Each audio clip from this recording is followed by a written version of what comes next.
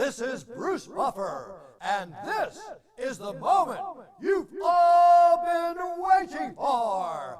It's time for the MMA-Holes!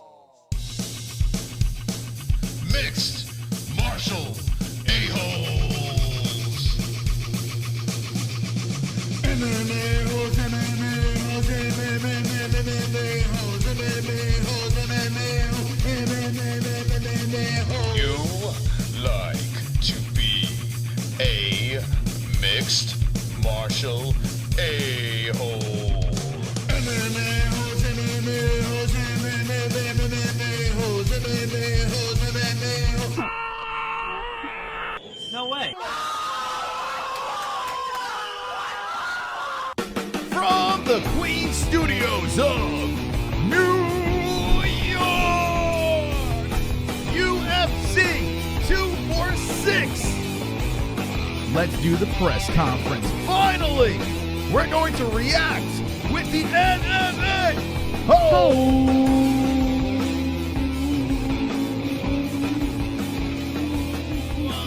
Yeah. All right, my foot was a balloon. Jesse, you pumped up?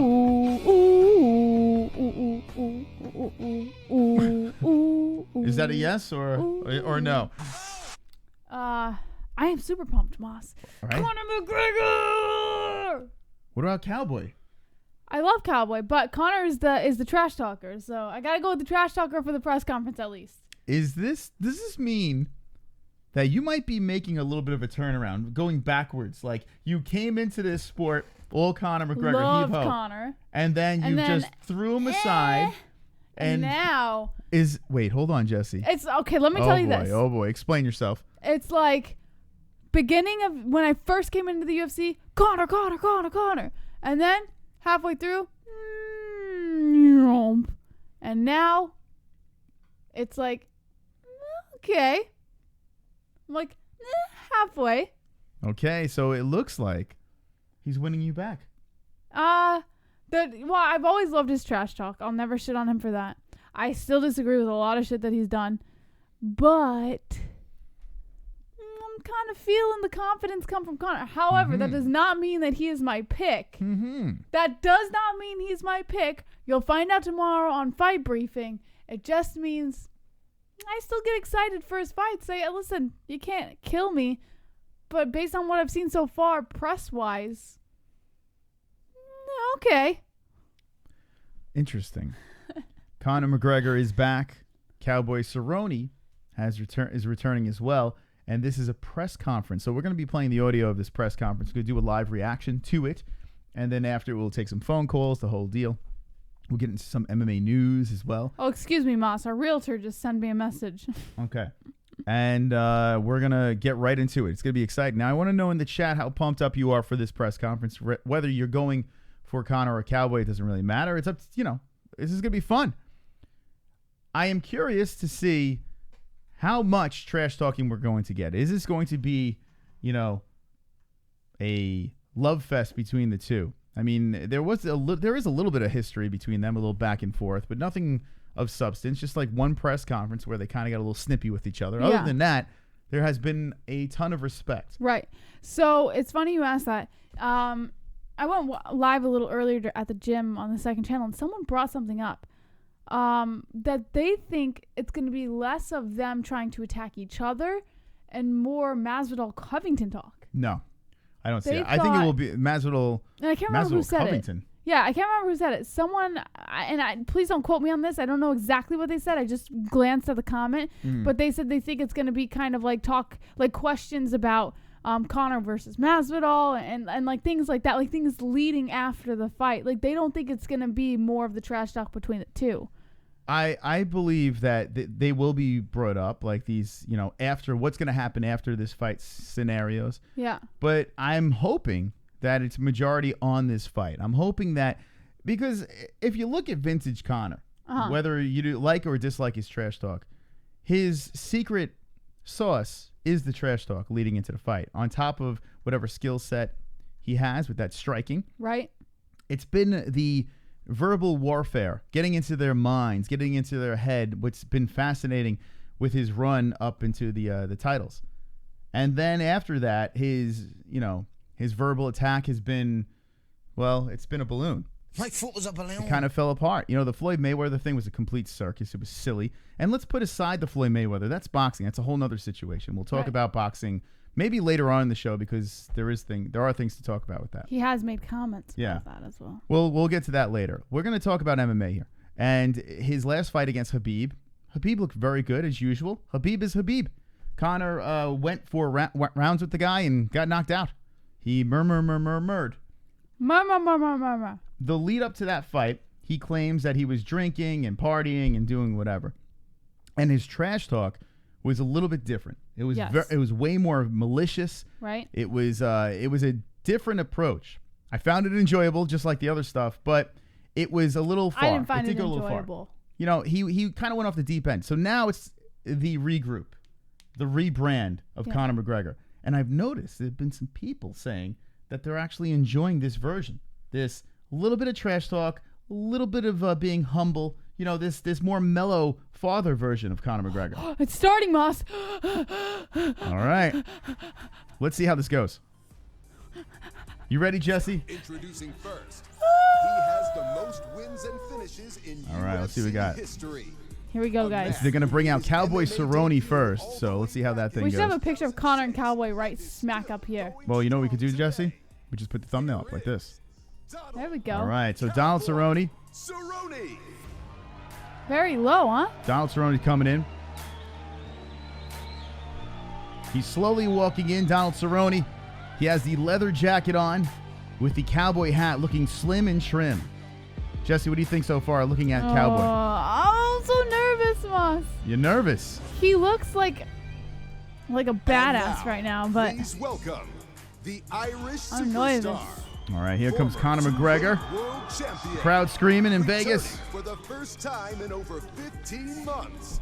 15 months. Conor McGregor. All right, here comes Conor McGregor. The crowd is cheering.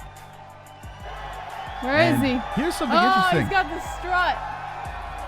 So, the press conference is on time. Conor's never on time with his press conference. What's this about, Jesse? He's always fashionably late. All right, we're putting this on the big screen over here. Here we go. All right. If you're just jumping in, Conor McGregor, Cowboy Cerrone. I'm so nervous. I hope there's some shit talk. What's up, everybody? How are you today? Thanks for coming. We appreciate it. Who has the first question?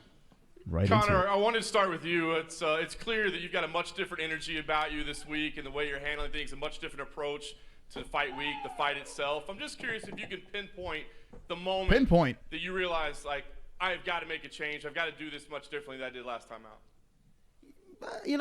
I have not changed too much, to be honest. I am who I am. I've always been. I'm still. Like Popeye. I don't think I've changed too much throughout it, Granted, different opponents, different circumstances, but I'm in a position right now where I'm very, very excited to be here, and I'm very eager to perform for the fans on January 18th. I've got a solid opponent in front of me, and we're gonna get a shit veteran Conor, of the I game, think. and I'm just in a good spot, and that's it. I don't think I've changed or altered I'm just committed and focused and happy to be here. Mostly like I always have been. Okay.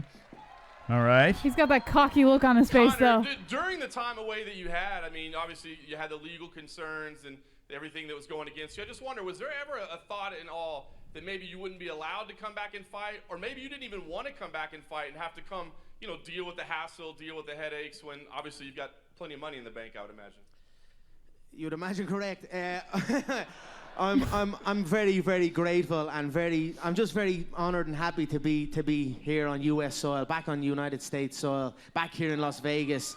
I've had so many amazing moments here. My life has changed here in America, so I'm very grateful for this country, and I'm very honored to be here and to perform for the people. I'm an entertainer, a fighter and an entertainer, and to come here and entertain these people is something that gets me up in the morning, so I'm very happy. He's admitting to being an entertainer. I mean, that's pretty obvious. And Conor, right? you've laid out big plans for 2020, the 2020 season as you're calling it. I'm just curious, I mean, are you able to say beyond a shadow of a doubt, legal troubles, everything, it's all hashed out, there's no potential roadblocks or hurdles that might pop up and slow down this plan for you?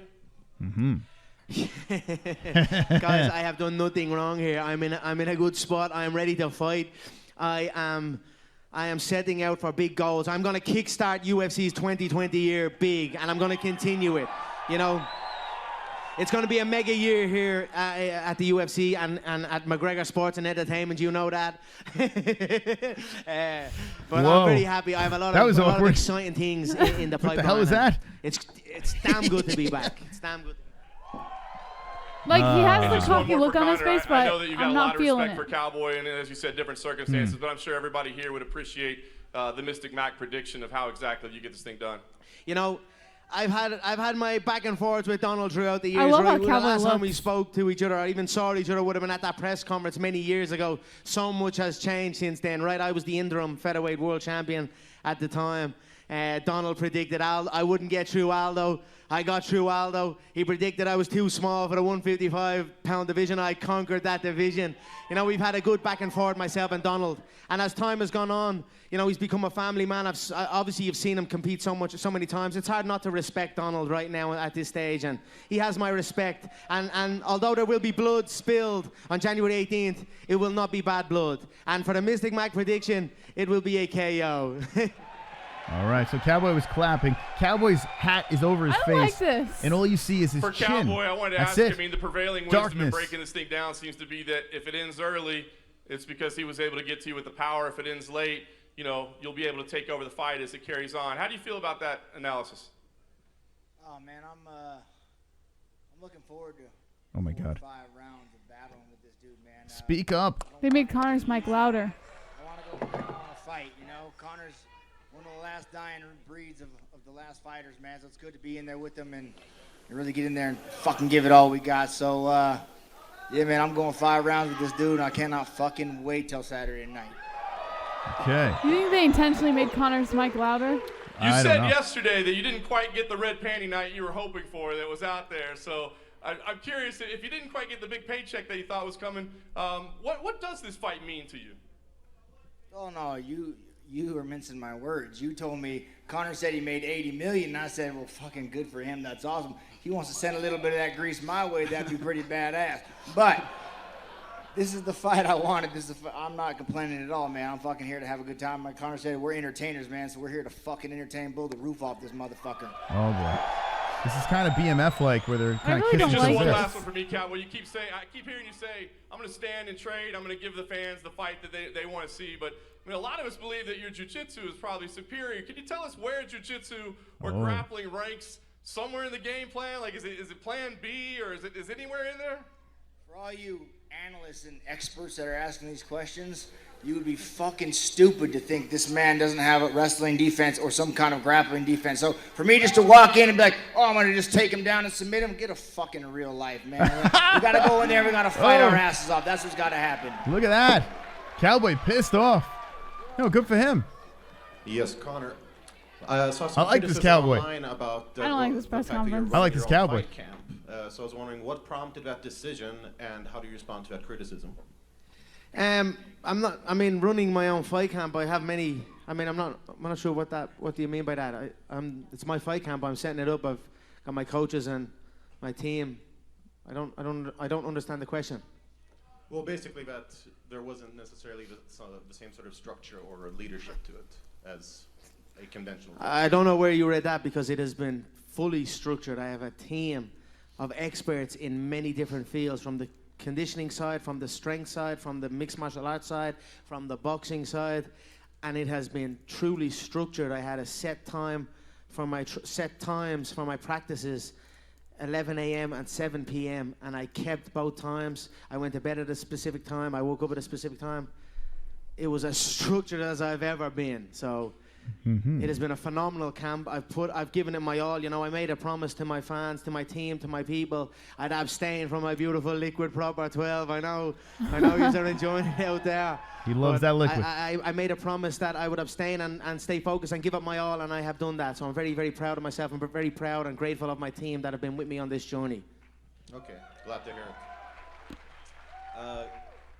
Cowboy Cerrone is saying that things could kick off backstage if you were to cross the line.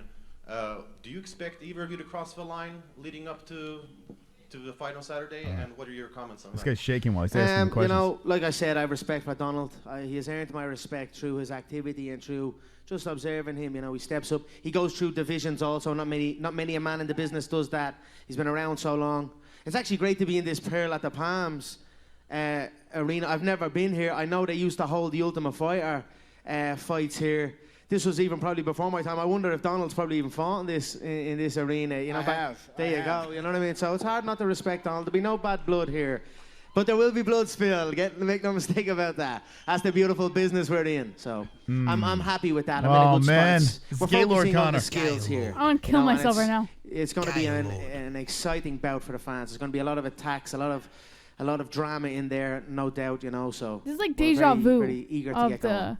Of the Khabib thing. Like Khabib thing, there were no fans. This is obviously a welterweight bait him bout, on, and I'm not sure now if there's you're aware fans, of it, and he's but just a both pussy. Kamaru Usman and Jorge Masvidal are here and will be in attendance of a fight. Those are two of the biggest fights in the welterweight division right now, and which one of those two fights would potentially interest you more? You know, that's an interesting one. What would I be interested in more? I'd take both. You know, I'd have both. I would like that bad motherfucker title, that belt, and then I'd like the gold. You know, for me, the gold is has a bit more significance to it, especially since the way the BMF fight finished. I thought we were robbed of a classic contest there. I thought it was only kicking into gear rounds 4 and 5. But they're both exciting bouts. I'd say probably the more exciting of the bout would probably be myself versus Jorge from a stylistic standpoint. Usman kind of has the similar style of Khabib, you know, the sniff the jockstrap style. So, I'm interested for both. You know, we'll see what happens. I'm enjoying myself at 170. I'm underweight right now, so I feel good. I feel energetic, light, fast, accurate, and precise. So, I feel good here. Okay, and last one for me, for Cowboy. Conor has said that, you know, he can win this fight in any division. He can win this fight if he has a flu. What do you make of that confidence, and do you think maybe he's looking past you in any way? No, I don't think he's looking past me at all. I mean, as we're training, as our coaches, that's one hell of a coat, Donald. My God. I got to give credit where credit is due. You know what I mean? I don't know whether you've outdone me. I've got lions on the inside of my baby here. You know what I mean? But that's a damn good coat, brother. What is it now? Was it crocodile or? Nah, it's python. Python, good man. I'm sure Peter might be here because I got rattlesnakes on and python. So they have a warrant out for me as well, Peter. They're coming for me too. But I used to rock the python shoes a lot when I done the Ultimate Fighter with Uriah Faber. It's a good skin, but you know yourself, we don't want trouble with Peter. Although they're a shady crowd as well. Apparently, there's a lot of. We'll get to that another day. I'm with you. Oh my God! I hate it. They're gonna ride off into the sunset together. I know. It's like broke Do back you think down at all over that he's here. looking past you in any way? No, I do not. I think, we prepare to beat our opponent at our worst, right? So for him to say he's got the flu, whatever, good. I fucking hope so, man. I hope you're ready. Right? Because I'm coming. He knows it. He's coming. It's gonna be. We're gonna blow the fucking roof off this place, you guys. You don't understand. I'm so excited for this fight. Not so excited. Thank you. Hey, a couple quick questions for Conor about your legal issues. Real quick, Conor, what can you tell us? Yeah, we're here to talk about a fight. Nothing he does outside of fighting. Why do you gotta keep going there? The rest of the week is fight questions, I promise. Why does everyone gotta ask that He answered shit? these questions yesterday on ESPN. Aw, Can you come tell us on. anything specifically about the status of the sexual assault allegations in Ireland? He answered that yesterday on ESPN. They're trying to. Was there ever a point where you guys were concerned that might imperil this fight? Was I? Either of you? No. Wow. At least he stuck to his guns and continued asking the questions. Good for that guy. Yeah. Conor didn't say a question word. over here. Conor, you spoke about the Australian marker. We see Dana's got that awesome T-shirt on with the Australian the Australian map there. Talk to us a little bit about why that market is so significant to you and what they sort of mean to you along with New Zealand. What's going on in Australia is heartbreaking at the minute, and New Zealand and New South Wales. I have many friends, many Irish people are over there, and it's very, very sad to see. And I'm very proud to be assisting with the UFC. Does anyone got a weird feeling about this? Like, does this? You know what the I'm people are saying that's rigged? I'm starting to believe it now. It feels scripted. This whole press conference. In feels America currently, scripted. right? So we've reached a like threshold they're supposed to where we're donating $1 million stay on an even keel. They're both getting paid. So we know it's going to happen. Organizations to donate this revenue, and we have a nice announcement after the fight. But since this stuff has begun in Australia, I have shifted focus now, and we're working now to aid the Australian fighters also, and the first responders out there. So it means a lot. And I know Australia's a strong nation. I know they will fight on and conquer this, and the world is with them. So Godspeed, Australia. Just quickly on Australia, we've obviously got a new champion in Alex Volkanovski. A lot of people are wondering, would you see a sort of pathway to you coming back down and possibly fighting him for that featherweight title? Maybe it's a little too much, although I'd never say never. You know, I made 153 against Floyd. I'm comfortably floating just under 170 now. I could make 155 handy. I could do it. Whether I would or not, probably not for Alex at this time, certainly. I'd be interested to see the rematch between him and Max. Thought it was a good fight. The rise of Australia, right, is phenomenal. I mean, we've got Israel Adesanya. I know he's a New Zealander, and then we've got Robert Whittaker. So it's great to see the Aussies and the New Zealanders rising up in the sport. They're phenomenal fighters, and exciting times. And Cowboy, we saw the footage in the countdown where you're sort of working out, wondering whether or not you're going to get that initial Conor McGregor fight, and we saw the disappointment in your face when you realized it was going to be Nate Diaz. What do you think about the way that this fight has sort of come together all these years later, and do you think ultimately it sort of worked out for the best that you get to fight Conor now? Yeah, I mean, timing is everything. It was like almost like the boy who called wolf. It was like, this no. sucks. Let's be honest. This is like the BMF all over again. Man, call me if they give me the fight. I don't know what the hell's going on, but at least thanks for Jorge, 170. That was fucking good. Yeah, appreciate that. I just thanked him for 170. So yeah, I'm gonna eat, hang out, play with the boy, and go have some fun on Saturday.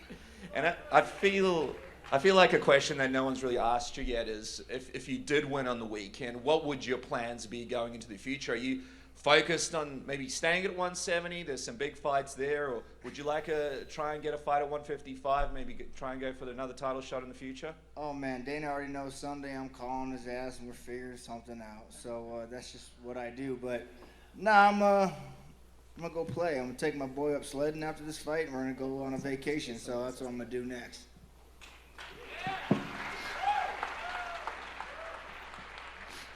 Donald, you've said in the past that fighting isn't everything for you, it's how you make your money. But I wonder, for this fight in particular and this opponent, a global superstar, do you amplify how focused you are, how serious you take this, or is it the same approach as always? Oh, but see, that's where you're mistaken. Fighting is just what I do. It's, you know, I love it to death. It's my passion. So I don't, by saying it's not my everything, I just like to live fucking life. So if fun comes into my training, I'm gonna go have the fun for sure. But every day we train, every day we focus. It's just like this man, he hasn't been a year and a half since he's fought. I'm sure he trains almost every single fucking day. So it's just what we do. It's in our nature. We're the last dying breed of some last fighters, man. So it's cool to be here and share the octagon with this man. So no different approach then for Hell this camp? no. Still having fun, kicking ass, and doing what I love. Oh my God. You want to move on? Why even bother? Why even bother having a press And then conference? for Conor, your interview with ESPN, kind of different than what you said earlier in this press conference, that you haven't changed as a person, but how much, you don't think you're a different person from the last time you stepped outside of the octagon here in Vegas, 2018? You know, I'm certainly more grown and more experienced, and I've been through certain things that have helped shape me as a man. You know, like us all on this journey of life. But if you were to ask my family and my people that know me, I am no different. So, you know, I'm certainly more focused this camp and a bit more aware. And I followed what I said I should do with this camp, and it's helped me leaps and bounds. So. But my internal, I'm still the same young kid that I always am. Still a passionate young man, and still reaching for the stars. And aspiring to do things that have never been done before. Jim Greaseober, cage side seat. Conor, seeing you here and seeing your name atop the marquee for the top 5 pay-per-views of all time, you're a walking money machine. Everywhere you go, we're all making more money because you're here. Dana's smiling ear to ear, right? I appreciate that. All this time, you've been making all this money for people, but you've talked about getting back to fighting. And I can't help but see the joy on your face. You didn't look this happy last time we saw you. The joy of getting back to being Conor McGregor, the person, is all over you. Can you just expound on that a little bit? Yeah, thank you. I appreciate that. Good question, because he's acting like himself now. Not you know, sometimes you got to go to certain places, and I like to realize what we need to do. And I certainly have turned over a new leaf. You know, although I feel I'm still the same young man, but I definitely feel re-energized and refreshed. And thank you for noticing. I appreciate it. And I appreciate your acknowledgement of the revenue I bring. You're damn right. It all trickles down. I'm sure we all appreciate that. And Cowboy, for you, if I'm not mistaken... And then I'm at the bottom scooping it all up. 50 fights, right? So, I mean, if it's going to be So 50... 51. 51. It better be a big one on 51, right? I mean, just describe your feeling. The jacket, the boots, everything up there, the smile from ear to ear. You're a guy who'll go fight anybody, anywhere, anytime, known as a down-home guy, so... The lights, the glamour, everything associated with this fight, it's just got to be a lot of fun for you, right? Oh, man, it's cool to finally get what I deserve, man. It's cool. So thank you, Conor. And you're right. You do bring the biggest paydays. You do bring the biggest eyes. So, fuck, why not have Cowboy along Welcome, with Donald. you? Welcome. You've earned it. You've earned that multi-million-dollar payday. I'm delighted for you, bro. Yeah, seriously, truly. Welcome. Way past Red Panty Night, right? Hey, Dana, for you, last one. Oh, God. I mean, for years, you've talked about being the biggest sport in the world, and throughout the years, we've talked about the ESPN deal and the sale, and what a way to start the year with Conor coming back and the potential to top last year, which you said was the biggest year. What are your expectations for 2020, starting it off with a fight like this? Yeah, usually we always end the year with a big New Year's fight, and November's always big, and September and January is usually the slowest time of the year for us. So to kick this year off, coming off the most incredible year ever, with a fight like this is awesome. It's fun. You know, we even had a big gap there where we didn't have some fights and had some time off. So to start January like this it's awesome. I'm excited for Saturday too. JT, thank you for the donation. A lot of the narrative going into this fight is about what Conor's going to do after he beats you. Are you all feeling overlooked by the general public and the media? No, not at all. I mean, that's what this dude does. He's the best at talking and selling fucking fights. So I don't think he's overlooking me at all. He knows exactly who he has standing in front of him, and he's trained and he's ready. And oh, I don't give a fuck about the media. I just care about this dude right here. Yeah. And question for Conor. It's been he cares about November him? Will be 4 years since you last like how? Tasted victory. Are you all feeling under pressure to get an effective win and get back in the win column? No, I don't feel pressure, you know. Pressure creates diamonds, they say, so I'm very excited to be in this position, very well prepared. That narrative, you know, I've lost once unavenged inside the UFC's octagon. The other defeat was in a boxing ring under a specific set of rules, and so the narrative of that is a little far-fetched, but I'm well prepared. I'm going to put on a phenomenal show this Saturday, and that's it. Sit back and enjoy. I don't like this. Question for Dana. I don't like this. Can you give us any update on the main event for UFC London now? I know there was talks between Tyron Woodley and Leon Edwards. Oh, fuck, they're making out now. Still working on it. We're still working They're on it. hooking up. As soon as it's done, we'll let you guys know. Cheers. Thank you. Oh, my God. This is going horribly wrong. Conor, you've made this walk 100 times. You've had the biggest of fights. How do you keep reinventing yourself and finding a new way to stay motivated with a fight like Cowboy, who is no slouch in the cage? I certainly feel I've done that, you know. I feel I've reshaped my frame, moving up to 170. Dana made some outlandish comments, one man's too big and this, that, and the other. Might have lit a fire under my belly, and there was some things happening up in this division. Last time I fought in this division, I felt amazing.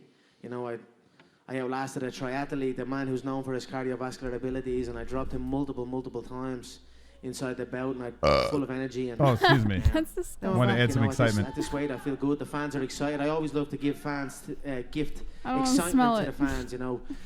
Oh, my a fighter God. who's willing to go up and down and who I think does I might that. get up to pee. You know, there's so many more exciting matches to be made and more great discussions to be had, and you guys, you can write about it and this, that, and the other, and everyone, we're all in a good spot, and I'm honored and happy to be able to do that, and I'm excited. So, very excited for this year.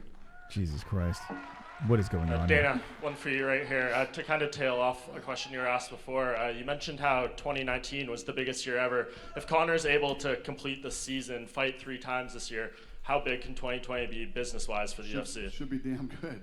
Yeah, you know, if Conor does compete that many times this year, plus you have the big Khabib-Tony fight that's going to happen, the John Jones fight's going to happen, and the list goes on, and whatever could happen after these fights happen. Can we talk about how they're going to kick each other's ass? So, sounds good to me.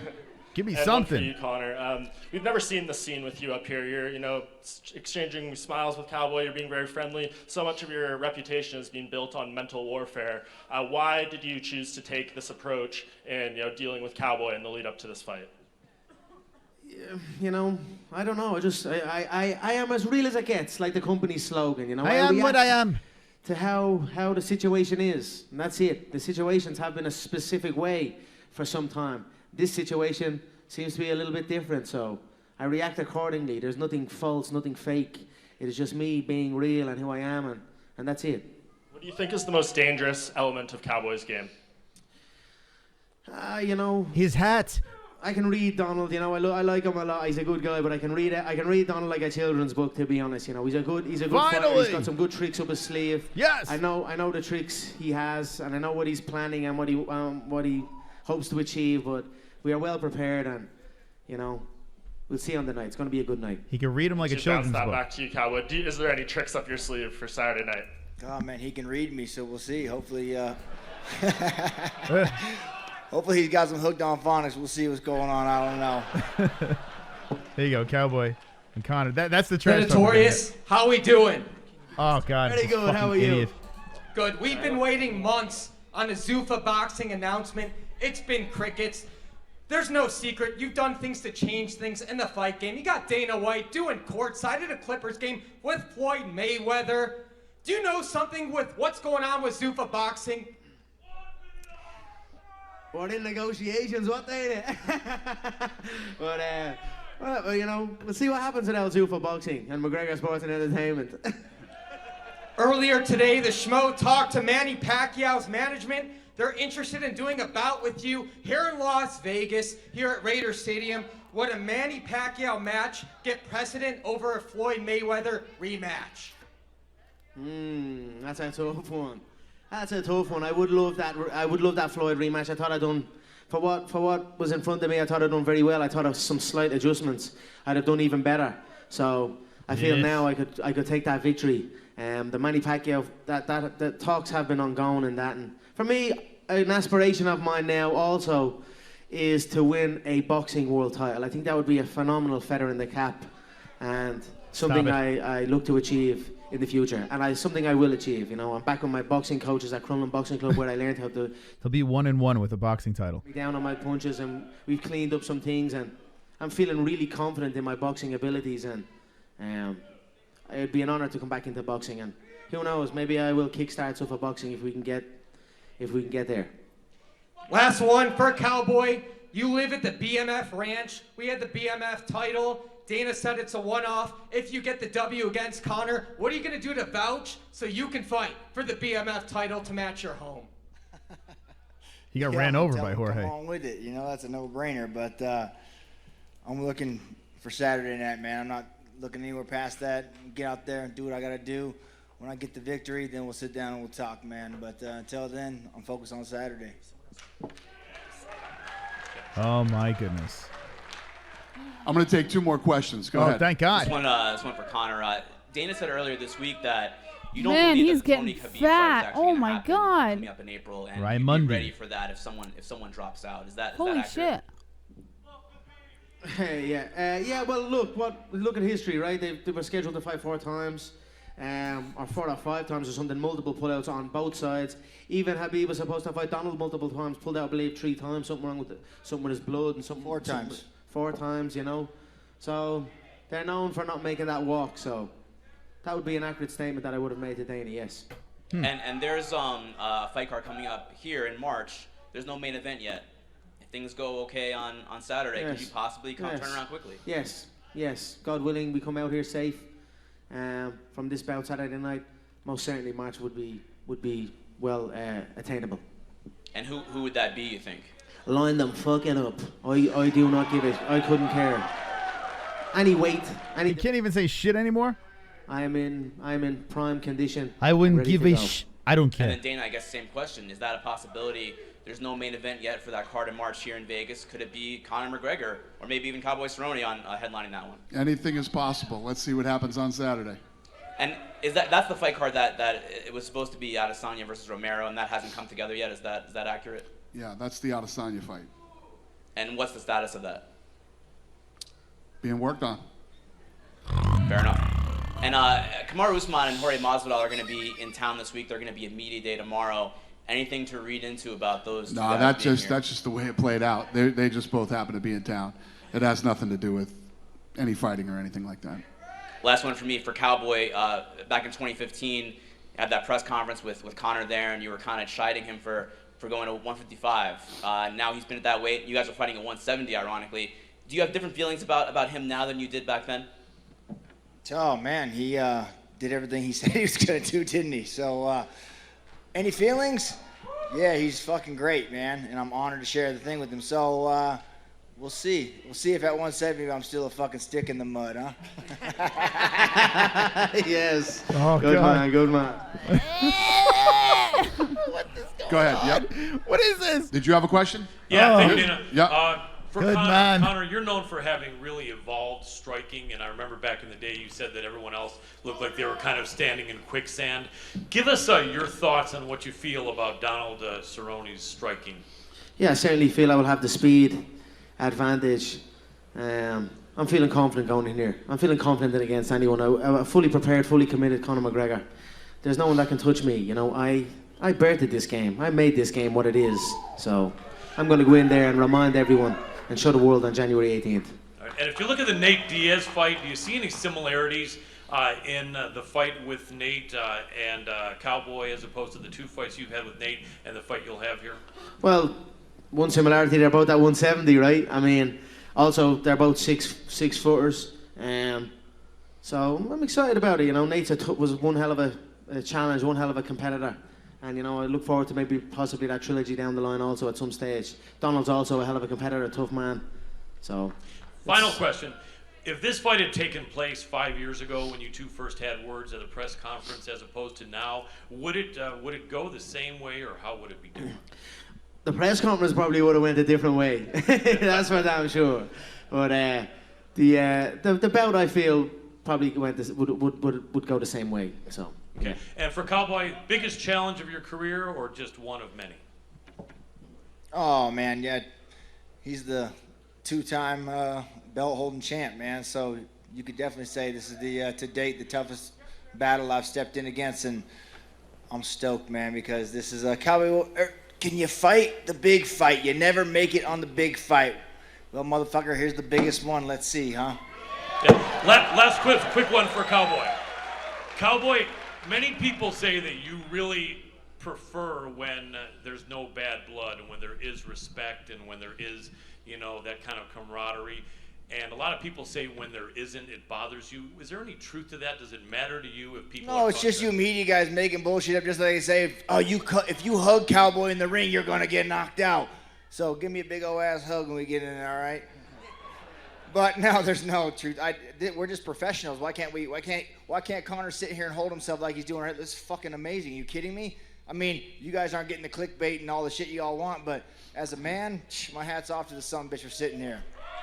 Excellent. Thank you very much. Oh, man. All right, we'll do one more. You got a question? All right, last question. Go ahead, buddy. Ocho Cinco here on behalf of Bleacher Report. Who? Ocho Cinco? What is he? He's with Bleacher Report now? The fuck happened to this guy? Holy shit, haven't seen him forever. Ocho Cinco. This question is for... All right. Hey, this question is for Conor. This is my first UFC presser. Excellent. Welcome. Presser. Saturday will This be is my first UFC presser. Excellent.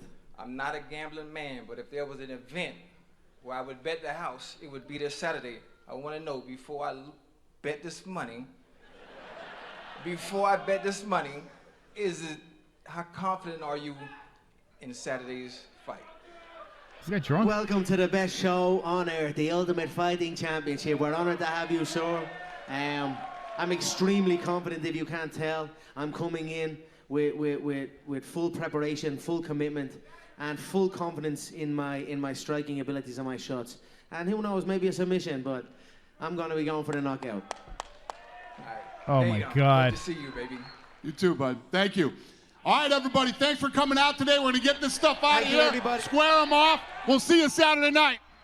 All right. So I'm going to watch these two square up. Is there really a reason for us to like evaluate this presser? Oh, yeah. Oh, yeah. Oh, yeah. I got a lot to say. Do you have anything to say, Jesse? Oh, I got a lot. I'm very disappointed, but I shouldn't have expected any more than this. Oh, I got a lot to say. All right, so we're gonna watch them square up, and I can make my final thoughts. I could ravel my thoughts together and tie it up in a nice bow after I see them face off. Are they gonna hug? They're gonna shake hands. What are they gonna do? Is Conor gonna fucking what's gonna happen here? What do you think? How are they gonna face off with each other? Is he like just all fucking sparkly white teeth and smiles?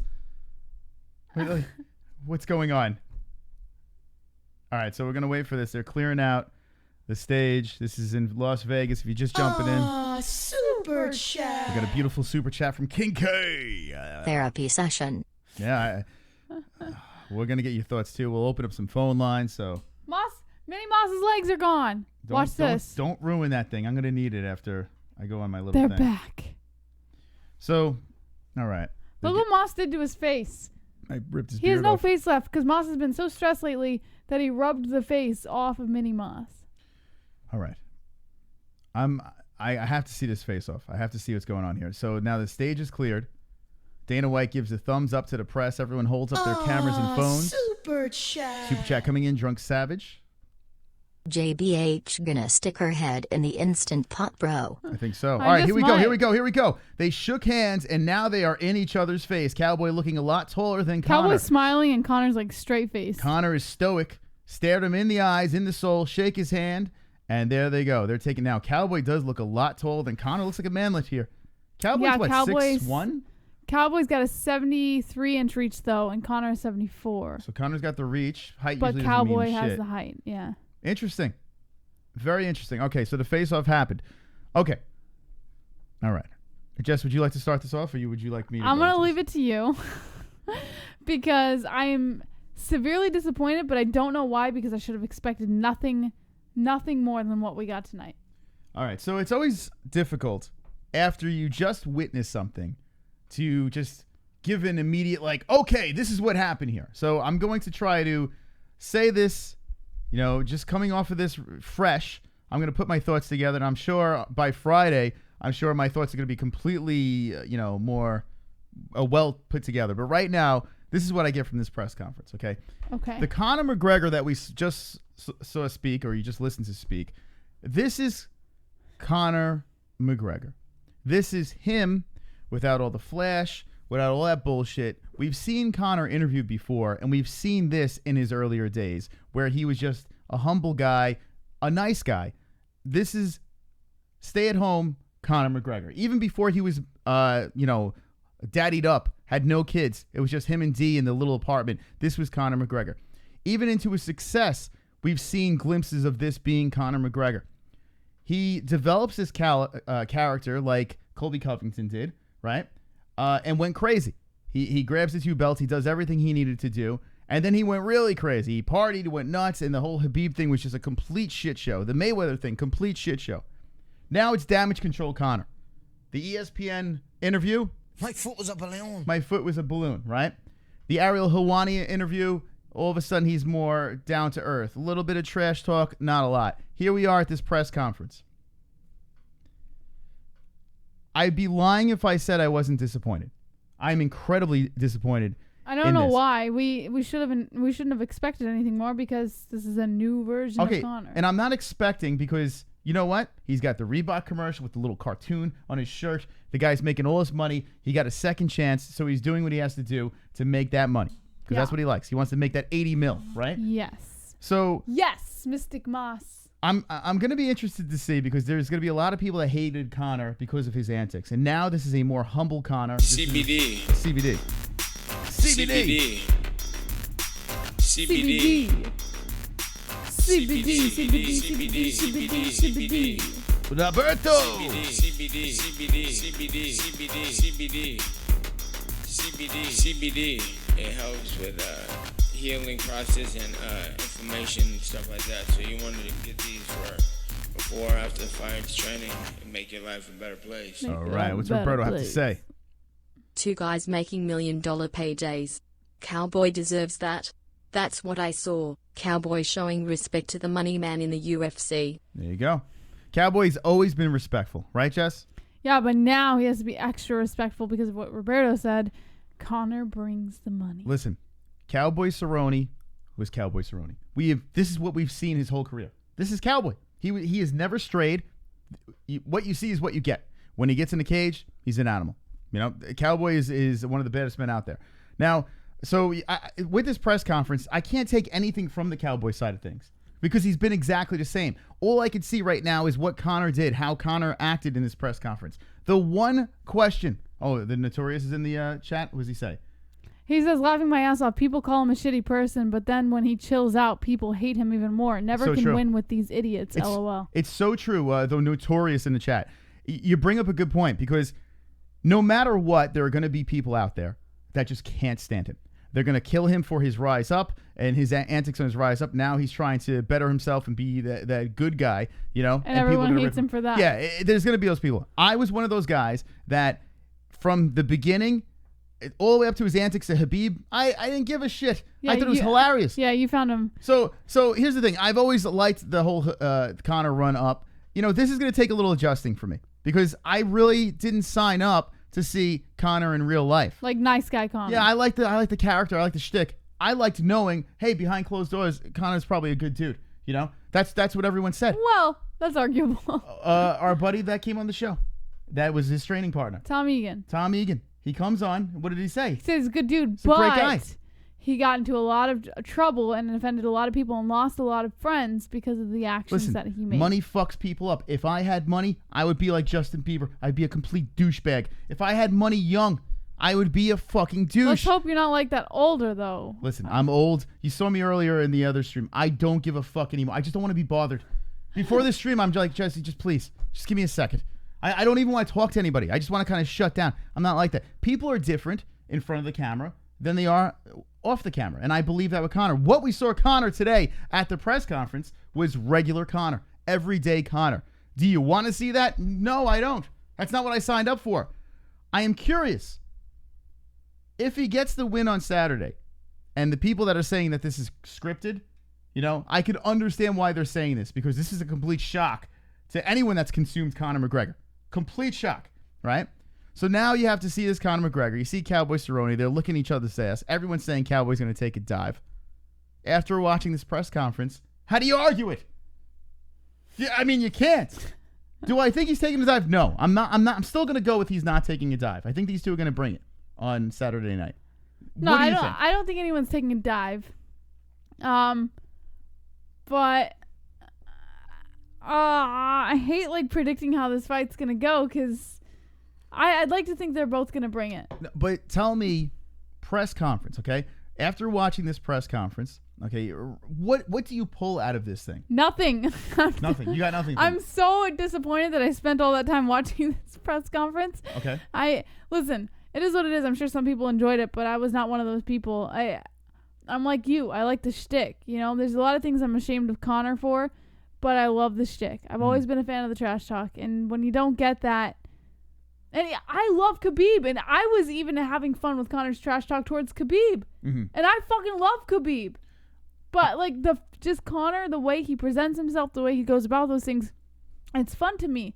And it doesn't matter if he's talking to my least favorite fighter or my most favorite fighter. It's just how he comes across. So when you get a different kind of Conor, It's like, why would I would rather not waste my time. I'd rather just wait for the fight to happen. I noticed in the chat there were a lot of people, and we see a lot of regulars in the chat. I noticed a lot of people were ragging on Conor for this interview.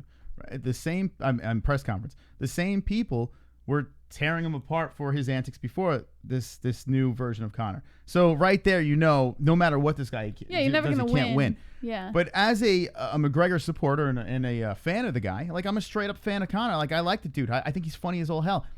I got to chuckle a couple of times, and it was just like, like it wasn't like, there you go, buddy. There's the zinger. I gotta be honest. I don't think I really chuckled at all. I think I smiled at one point at something he said, but I don't think I ever really. Cowboy came off better. He was funnier. It was all AIDS, Moss. Well, all right. Well, was this as bad? It was so bad. I want to freaking rip my hair out. All press conferences are bad, right? All of them are bad. This was exceptionally bad for Conor. Was this worse than the BMF press conference? Because that could be the worst thing I've ever seen. The BMF press conference versus this one. Which one was worse? Yeah, I don't think this was worse. You know why you're saying but this is bad? But it certainly was not Conor's best. But exactly, I'm with you on that. But did you not go into this thing with super high expectations? I did, because it was Conor. Yes. So now put aside all those expectations and just say, I'm going to watch this press conference as an average Joe. I'm just learning about Conor now. If I didn't know Conor, if I was just going to watch this as an MMA fan, like, I don't know these two fighters, I'm just going to watch this and see how it goes. Maybe I would have like a little bit higher of a feedback from it. Like I'm a little more positive of feedback. But because I've been watching Conor, and because Conor's the reason I came into the UFC, it's not the same. Mm-hmm. If you're not a new fan, if you are not one of those fans who don't know who these guys are, it will be difficult to appreciate this press conference more than some of Conor's past press conferences. I'm disappointed because I wanted some shtick. I understand he's got to protect that image, but I liked the no give a fuck attitude. I would have liked to see humble Conor when he was retired, and then, go back and write the book and tell the story. That's the Conor I would have liked to seen. This Conor now I would like to see then. Right now he is cashing checks. That is what he's doing. Muhammad Ali, think about what he did. That guy was talking shit until he stopped boxing. Until he was a vegetable, for God's sakes. Now you can't even put Conor in a category. Now I'm not saying as a fighter he's like Muhammad Ali. I'm saying as the package, like he was that Muhammad Ali package when he was on his uprise. Yeah. Now it's like you can't even throw that in there. Here's the thing. This press conference could mean absolutely nothing if he rattles off a win over here, and then the next fight he wins again, and then another fight he wins again. You're like, wait, hold on a second. Now he's just revamped himself, repackaged himself. But do you like this revamped version of him? He's already got the buzz. So now, what is he trying to do? When Howard Stern went on America's Got Talent, the king of all media, the guy that tore down everything, the FCC, goes on America's Got Talent just to make some more fucking money. Sold his soul. But let me ask you a question. That is what Conor McGregor's doing right now. Let me ask you a question. Can you blame the man for trying to make some money? No. That's a fair argument. Let me ask you a question, though. Say this is a revamped version of Conor, and Conor continues this shtick. And, he said he wants to go until he's at least 35. Yeah. So he plans on having a career ahead of him. He doesn't plan on going anywhere. So say Conor has this new revamped shtick that he carries on for the next few years. You don't think Conor will lose a demographic because that demographic stuck with him simply for the persona that he put on? You know why? You know why I could answer this question? Because I'm always going to be a fan of Conor. Am I not? Well, am I not disappointed? Yes, I am disappointed. But you like Conor past his trash talk. You like him as a fighter. You like him as a person. Like, you have so much respect for Conor in a lot of different ways. But here's why I'll still be a fan. When I'm a sports fan, I'm a huge New York sports fan. I love the Giants, I love the Rangers, love the Mets. I love these teams to death, right? And the Giants brought me 2 Super Bowls while I was alive. Actually 3 while I was alive. And they've been shite for how long, right? And you stuck with them. And I stuck with them. Conor McGregor is like the Giants now. All right, now imagine he brought me my Super Bowls when he won his belts, and I was talking hella shit. Yeah. Now here I am, and he's like, okay, he's this weird version. He could still bring more championships. He could still bring more belts, and I could still talk more shit with the guy. The problem is now he is going to be bigger if he does it. Right. And more people are going to hate him. Yeah. Even with the nice guy attitude, more people are going to, jump on him and hate him because of, he did this and he did that. Yeah. It's going to be interesting. I am fascinated to see this new version of Conor McGregor. Is this making me excited about Saturday night? No. This did nothing to sell the fight for me. I am just going into this fight saying I like Cowboy, I like Conor. Yeah. Now, imagine the what do you call them? Flip-floppers for football teams and stuff like that. You use an analogy that, you know, with your teams, even if they fail, you don't leave, right? Yeah. Now, imagine the flip-floppers, the ones who only stick with the teams that win, right? And in Conor's defense, even if he lost the Khabib fight, he was winning with the trash talk and stuff like that. So put yourself not in the shoes of as an ultimate Conor fan, but in the shoes of a Conor fan who's only in it for the drama. Yeah, there are fans. They would leave. Most MMA fans are not like some of these other sports fans. Die hard, stick with your team, sink with the ship people. Yes. The beauty of mixed martial arts and being an MMA fan is when your fighter loses, you jump on the other one. And then you jump on the other one and just talk shit. You have that ability. You can bounce around. Yeah. But there are certain fighters that come up that you have a fancy for, and you're like, this is the girl, this is the guy, this is the one I want to follow. Yeah. You know, and you sink or swim with this one.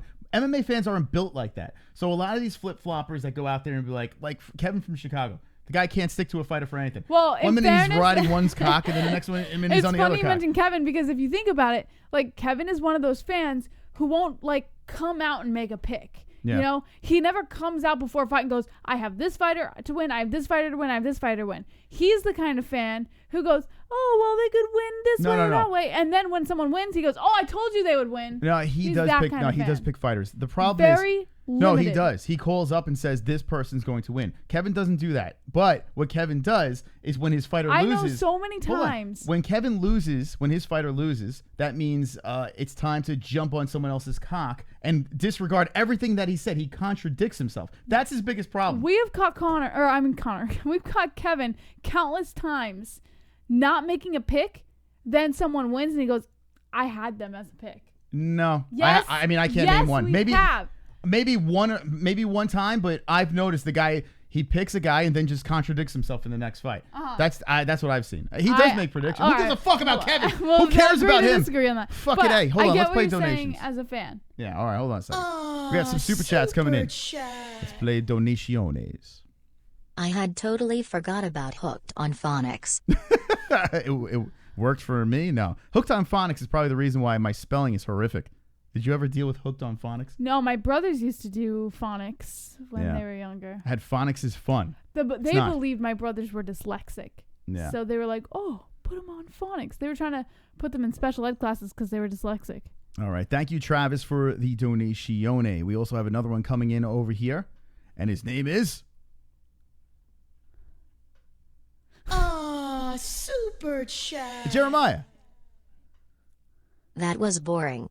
Happier I got my Lux bidet today. No, Jeremiah, it's funny you said that because I reached out to Ella, the founder of Lux Bidet, and I told her, I saw your little conversation in the Discord, and I told her about it, and they got a kick out of it. They found it hilarious that the little conversation you guys had going about the Lux Bidet. So... There you go. Shout out to our sponsor, Lux Bidet. Link in the description. We'll tell you more about that in a minute. But we're talking about this press conference. UFC 236, Conor, Cowboy on the dais. Now let's explain what we saw visually. Cowboy walks out. He's got the cowboy hat on. He's got this snake skin jacket. Was it snake? Python, yeah. Python skin jacket. His hat is covering his face, and there's just darkness from the top of the hat or the bottom of the hat to his It was really badass. shin. Yeah. Like, I liked the whole facade of, like, you know who you remind me of? Like, someone from The Matrix. Like, a cowboy version of The Matrix. Yeah, he had some movie thing going here or something from the Wild West. You know, just walking in and sitting down and fielding these questions. The problem with that look is you expect a badass here. A couple of badass things he said was just attacking the media. Yeah. You know, basically going after the media. But is that really badass? If you're gonna dress like that and look like a fucking cool supervillain or some shit or a cowboy, you know, don't you think you gotta spit a little venom on the other side? Too much dick sucking for me. I understand Cowboy's been like this, so I can't really super kill him. I think he was prepared for sure. I think maybe there was a part of him that thought, oh, maybe Conor is gonna. He's like, thanks for the money, buddy. Like, all right, we're gonna get some beers later, great. And then you have Conor McGregor on the other side, has the suit on. Something that's a little bit different. His beard is a little bit more scraggly and scruffy than usual. Doesn't have the fade anymore. He's got the dad hairdo now with the fucking comb back, slick back look.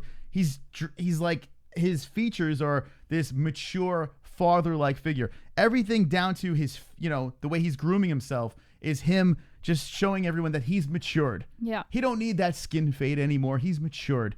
He doesn't need to talk as much smack as he did before because he's matured. It's kind of nauseating. I'm not going to lie, it is. It's kind of nauseating. Do you wonder, and this is just out of curiosity, this is not like, I'm not trying to insult you, I'm not trying to jab at you or anything like that, but just out of curiosity, do you wonder if it's nauseating to you because you want him, like you felt you identified with him, that's why you're such a fan, like the immaturity and the assholeness and stuff like that, like you felt in a way your personality's identified, and now that he's not like that, it's nauseating to you because you like. I thought that his character that he had and how he backed it up on the way up was infectious. It was something that you could watch and you could put into your own life. You ever notice, like, if you watch a TV show, if you watch something and you see something happen there, you're like, you know what? That gives me a little kick in the ass that I want to do this. I want to do that. You know what I'm saying? Maybe you never had that. I mean, like, identified as in you saw Conor and you're like, I want to be like Conor, so you cut your hair like Conor. No, because my hairdo was fucking skin fade and man bun before Conor was like even born. I was fucking rocking that shit when I was a kid. You know what I'm saying? I just never changed. And him doing all this stuff, it's not like he's a trendsetter with his fucking look. You know what I'm saying? Beards have been there forever. But personality, like, I want my personality to be like Conor. Confidence, you can take confidence from situations. And for instance, there's a speaker named Gary V. He's kind of a douchebag now. Like now it's kind of nauseating. But earlier on, starting YouTube, watching guys like Gary V, you're saying to yourself, this guy's got that it factor. He's got that confidence. You pull the good qualities from people or that sometimes are bad on this side of the camera, yeah, and you put it in your life. So if Conor does something, they're like, that's cool, man. He believed it. He achieved it. I want to pull that into my life. Gary V, I want to pull that into my life. Howard Stern, want to pull that into my life. You take bits and pieces of everyone that you consume and you make your own version of that. I think that's very good. I do. So Conor was in that mix for sure. Do you do that at all? Do you believe, though, that you may have pulled bad qualities out of Conor that wouldn't necessarily be deemed bad by other people? Listen, I was getting drunk. I wasn't doing coke. I was getting drunk and doing stupid shit way before I even knew who Conor McGregor was. I was doing fucking dumb shit. Maybe it was relatable that he did stupid shit. I was like, well, hey, I've been there. The fact that he fucking defended his boy Artem, I've been there. I've had the call. Yo, someone just got fucking slapped. And then we fucking roll deep with our boys and try to go after the guy. Like, I've been there. You know, like, I've been in those situations. So, yeah, he was relatable with that. But here's the thing, and put that all aside. The press conference is damage control, and it's still going here. And I believe this will be the Conor from this point on. Now, the question to the people in the chat. The question to the people watching or listening right now. What do you think about this new Conor McGregor? And as you get your thoughts in the chat, let's play this donation. CBD. CBD. CBD. Roberto. CBD. CBD. CBD. CBD. Roberto. CBD. CBD. CBD. CBD. CBD. CBD. CBD. It helps with healing process and inflammation and stuff like that. So you wanted to get these for before or after the fight training and make your life a better place. All right, let's see what Roberto has to say. Speaking about KFC, I wanted to see his face when Gregor Gillespie got that kick to the head by Lee. LOL, man. I think he said he was beating Khabib, ha ha ha. Yeah, a lot of people thought that he was the guy. Gregor Gillespie was the real deal, and Kevin Lee is like, nope, that's not the case. So the gift got the L. All right, here we go. Let's see what the chat has to say about the situation, this press conference that happened. If you're just jumping in, it finished quickly. It started on time, which was interesting. So Conor wasn't pulling that shtick, and it ended in like maybe a little half hour. Shout out to the Vigos. I think Conor was different because he was off the whiskey for months. It's possible. Who needs an elbow? You don't even need an elbow. 50 likes. We're going to hit those fists in the air for shizzle. I only think it's for the fight against people like Gaethje and Maz. I think there would be more talking. So maybe it's the dance partner. Maybe if he were to get past Cowboy, a dance partner that wants to bring the heat, maybe that will bring back the old Conor. It's possible. Perfect cameraman! Yeah. Life, what up? Boobies. Hey, I can see your underwear. Put your boobies in the air. Fapping like I just don't care. Can I lick your pubic hair? Snap a picture, time to share. Choke my meat vision impaired. Filthy mind, I need a prayer. Pervert cameraman, beware. Pervert cameraman, show them tits. Pervert cameraman, $10 tip. Pervert cameraman, Ariel Celeste. Pervert cameraman, show them breasts. Boobies. Life on autopilot. Once Conor gets a recent win under his belt and has no legal woes looming, he will go back to trash talking. He is in serious mode at the moment. Okay, let's talk about that. And we will open up the phone line. So if you got stuff that you want to say over the phone, we'll get that popping in a second. We'll get to some MMA stories. If you're not subscribed, give us a sub. Life on Autopilot saying that, after this, he's going to go back to his old ways. Possible. Whoever said the comment in the chat before, if someone else was a little edgy, wanted to talk some smack, might drag the old Conor into the situation. That's possible. Here's the question. Does Conor McGregor, if he has a dance partner that wants to go there, like Gaethje's been talking crazy shit, right? He wants to get that fight in the worst way. Do you think that could pull Conor back into the old Mystic Mac that we used to know and love, Jesse? Yes. You think so? Yeah. Does this whole shtick that's happening here, it's only because he's fighting Cowboy Cerrone? I think there's a lot of respect between the two. So that might be why we saw this different version. But I think Conor's going to get tired of the nice guy. He's going to want to go back to his old self, the self that he knows. And I think that would be perfect, a perfect setup for that. Back up or you're going to go to sleep. Man, you need to back up or you can go to sleep too. What up, Lee W? 1. He will lose headlines, therefore his money intake goes down if he keeps this up. 2. Casuals won't care about him if he doesn't talk shit. 3. There is a chance he just likes cowboys, so this may be a one-off. 4. I agree with JBH about flip-flop fans. There you go. Thank you, Lee W.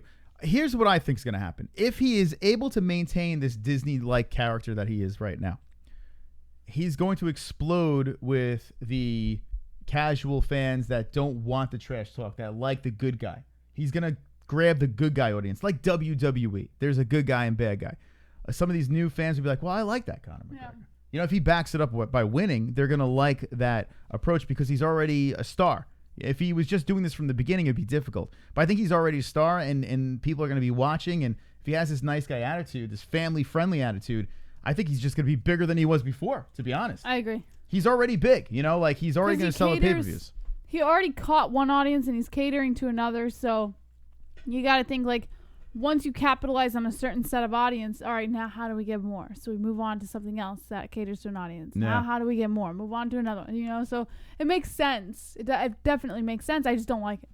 Yeah, I like bad guy cowboy as well. Conor, excuse me. That's who I signed up for. But let's see if he bangs out a couple of wins, slides off the wagon, and goes back into his old shtick again. That's awesome for me. I'm curious to see what happens. Chat room, what do you say? We'll open up the lines in a sec.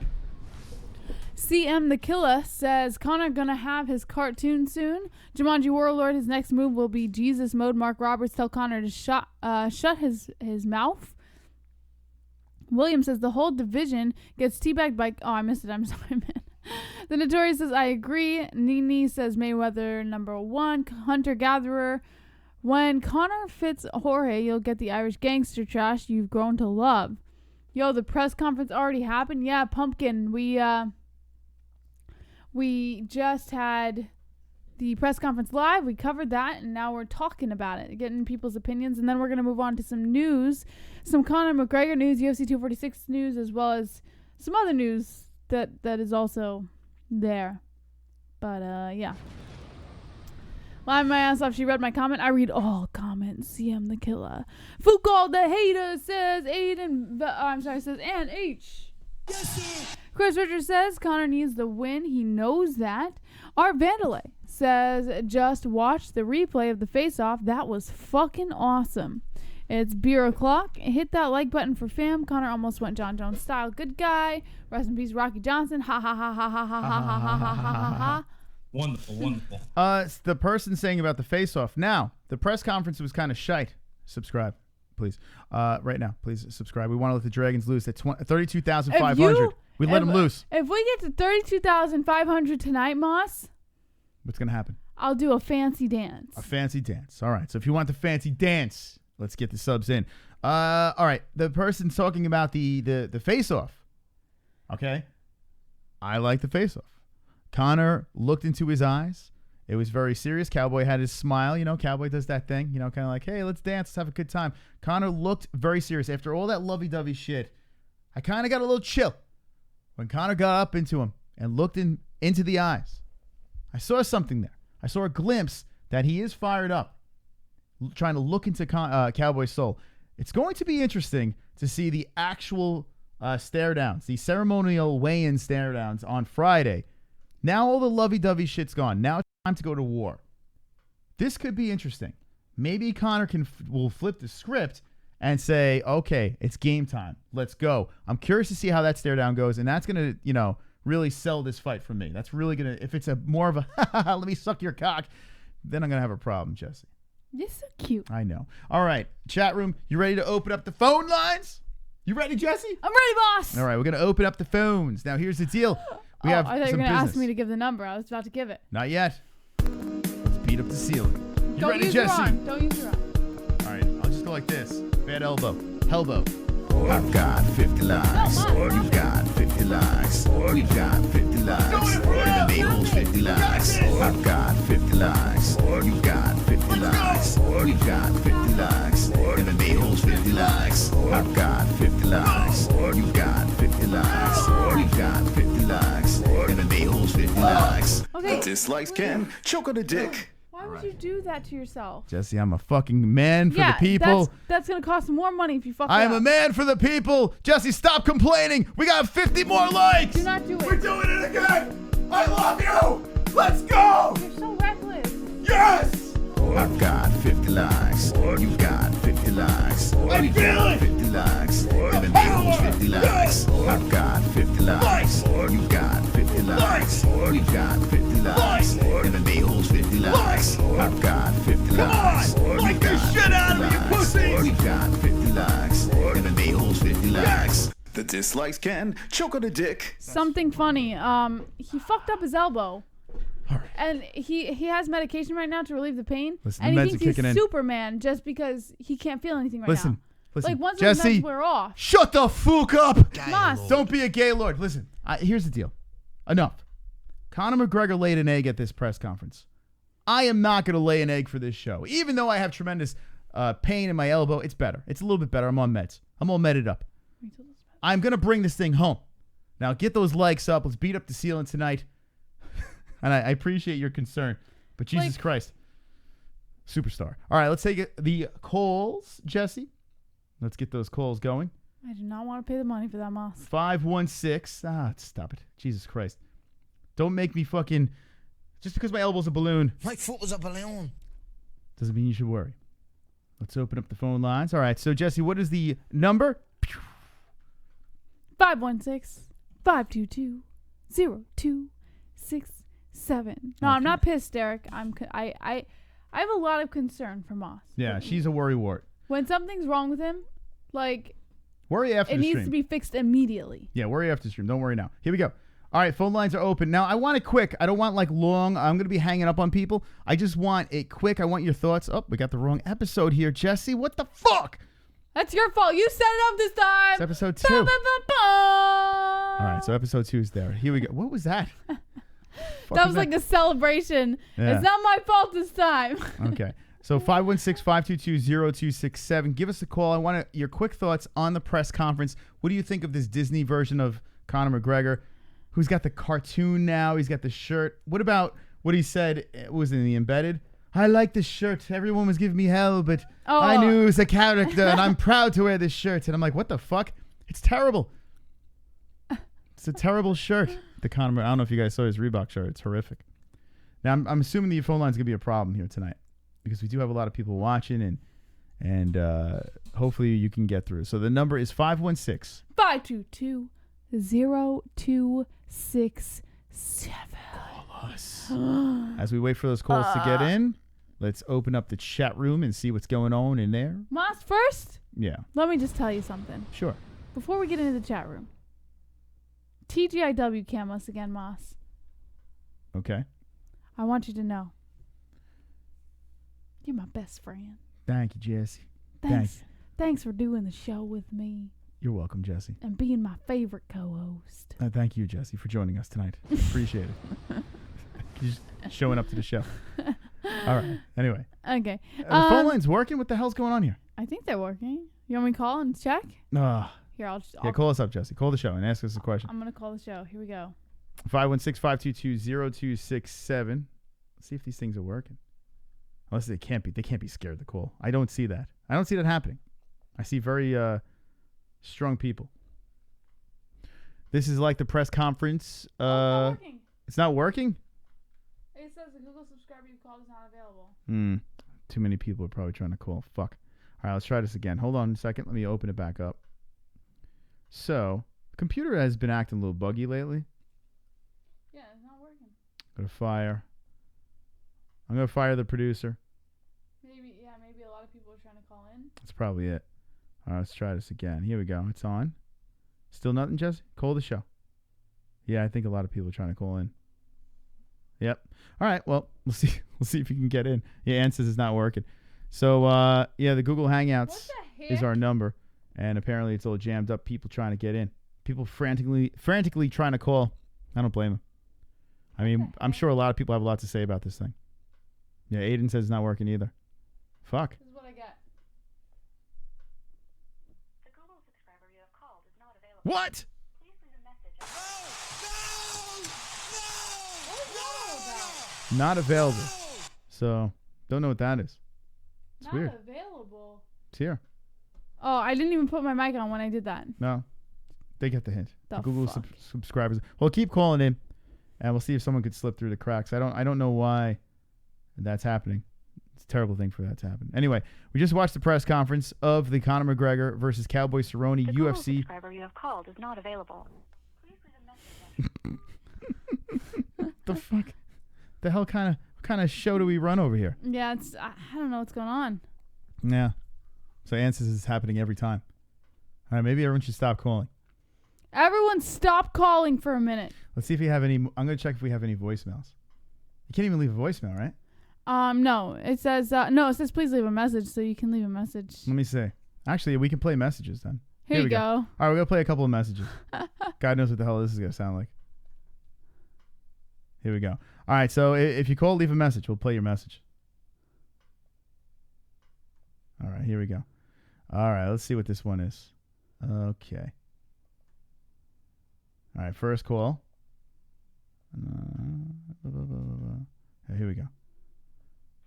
I'm trying to get in the show. I'm from Stockton, California. If you guys do a callback. No. Oh, shit. Yeah. The fuck? Mas, did you not see a phone number in that writing? All right, Tom. Sorry. It's Tom from Georgia. Was Tom on here? Here, read it out loud. He said, I know, I stopped it. Don't worry. He said, I'm turning the show. I'm from Stockton, California. If you guys do a callback number. Imagine we and play then that. He gave his number. Yeah. And said, my name is Tom. I'm from Georgia. Don't give your It's number. country here. It's wanted to get my input on to the press back in the day, so just give me a call back. Oh, okay. All right, Moss, you can't. We're not calling you back. You have to be careful. I stopped it. What are you talking about? All right, here we go. Next one. Oh, here we got a call, Jesse. Finally. It came through. Wait, what the hell Where is is it? Oh, it's right there. Oh, here we go. All right, Jess. Hello, you're live with the MMA-Holes. What's your name? What's on your mind? You were supposed to click allow. I did allow it. So he could hear us. This is mic is turned off now. Oh, what the fuck? You didn't click allow. You just X'd out of it. No, I didn't, Jesse. I hit allow. What are you talking about? Oh, this is a nightmare. Hello, you're live with the MMA-Holes. There we go. Atta girl. What the fuck's... All right. You're live with the MMA-Holes. What's your name? What's on your mind? Holy tiny penis, I got through. You sure did.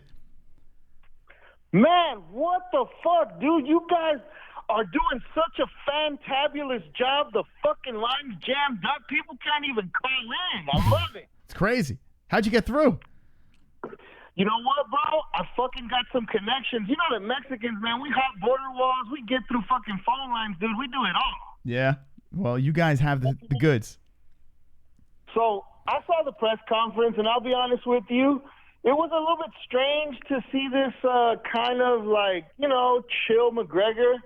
But I think that McGregor just has a lot on his mind. I mean, he's the king of cool. You know, he always performs under pressure, but he fucking knows.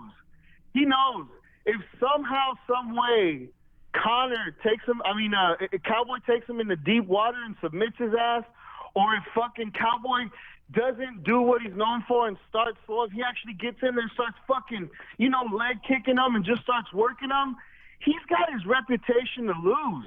Like, this is his one chance. The thing about it is, he could look gay as fuck at this press conference, but if he goes in there and starches Cowboy in the fucking first round, he's going to jump on the mic and make an epic call out, and then boom, everybody's back on his dick. Mm-hmm. That's a good point. Jess, what do you think? I think that's a fair point, Jose Rodriguez. Yeah, you know, I think that Conor, it's not that he's changed up his stick. He's legitimately in uncharted territory. He's never been here, coming off of 2 losses in a row. He doesn't have a belt to speak of. You know what I'm saying? This is a different Conor, and he's not fighting to climb the mountain. He's already there. He's fighting for his name and his respect. In the back of his head, he's a little worried. Cowboy's not a pushover, but here's the big controversy. It doesn't really have anything to do with the press conference. Cowboy was walking with a limp and embedded. Cowboy will not pull out because it's red panty night.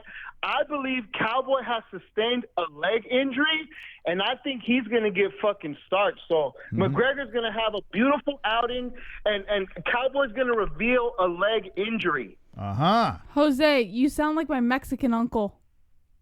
Fucking mexicano hasta el tope, mi amor. All right, Jose, thanks for the call, man. Woo! It's Jose calling in. He really does sound like my uncle. Well, when you meet my uncle, you'll get it. You'll be like, that's Jose. Well, thank you for sharing that with us, Jess. I was wondering if he sounded like your uncle. Now it's cleared up. It's wonderful, wonderful. Wonderful. What do you think about what Jose said, though? Like, the whole situation with Conor, everyone's going to be on him. If he gets the W, I think he's right. Unknown caller, you were live with the MMA-Holes. What's your name and what's on your mind? Yo, John Savage. What's up, John Savage? Oh, goddamn, dude, that press conference, dude. I think at one point McGregor actually walked over and took Cowboy's dick out of his pants and started sucking him off. So now listen, you sounds like you're disappointed in this. Yeah, come on, a little fucking drama, entertainment. Mm-hmm. Now, why should he dance for you? You've been criticizing him for a while. Why should he dance for you, Drunk? Because I'm a paying customer. So, well, not really, but I watch it. Yeah. Well, I mean, I got to say, I was a little, I can't say surprised, but I was a little put off by this version of Conor. I concur. I do enjoy the shtick, the antics. I like that stuff. You know, it's like imagine Colby Covington coming back, and not like they're the same personality, but he came back and all of a sudden became the good guy. It wouldn't work, right? Probably not, unless you got a really good guy shtick. Yeah, I don't think there's such thing as a good guy shtick. I think they're all boring. I can't think of a good guy that I'm like, I like that guy. That's fun. I don't know. Let's go all Hulkamania. Yeah. Let me tell you something, brother. Give me one fighter that is like super pure, super good guy that we can like really get on, like that we get excited about to like talk about. Can you think? Name currently, one. I can't really think of one right now, but maybe back in the day, Boss Rutan. Yeah, Boss Rutan was a likable guy. Sure. I can't think of anyone Whittaker. active. Whittaker? Yeah. Oh, he's so boring. Wonder Boy. Oh, Wonder Boy. Oh, he's so boring though. Yeah. Like, can you if Wonder Boy's being interviewed, do you run to the interview? No, Wonder Boy's a good one because he's like the super good guy. But do you run to the interview? Well, since he's such a talented fighter, you No, would. You don't. Even Whittaker, I like Whittaker, but if he's at a press conference, I don't even watch Whittaker. You watched with Adesanya. Yeah, I watched Adesanya, not Whittaker. Whittaker, it just him with a microphone, even his podcast, it bores the fuck out of me. If he didn't have the other guy on his podcast, I wouldn't even watch. He's kind of, he doesn't have much to say. DC. Forrest Grisham back in the day. DC talks shit. No, he doesn't. He's a good guy. DC doesn't talk shit. No, I think talk shit to John Jones. Yeah, he talks a lot to of John shit. Jones, but I feel like overall you could qualify DC as the good guy. Shannon Stewart says Cowboy, and Cowboy, he might be the guy because he talks a little smack, but he's very, respectful with his talk. He could be the guy. I mean, I don't know. Who was that young kid that was coming out that was talking all that shit about Cowboy? Oh, Hernandez or yeah. something.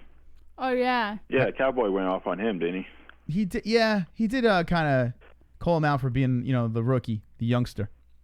Hernandez was just trying to get like a little bit of fame, though. Roxanne Modafferi. Yeah, I run to those interviews. There you go. Oh, Roxy's been interviewed. I'm in. Anyway, anything else, Drunk?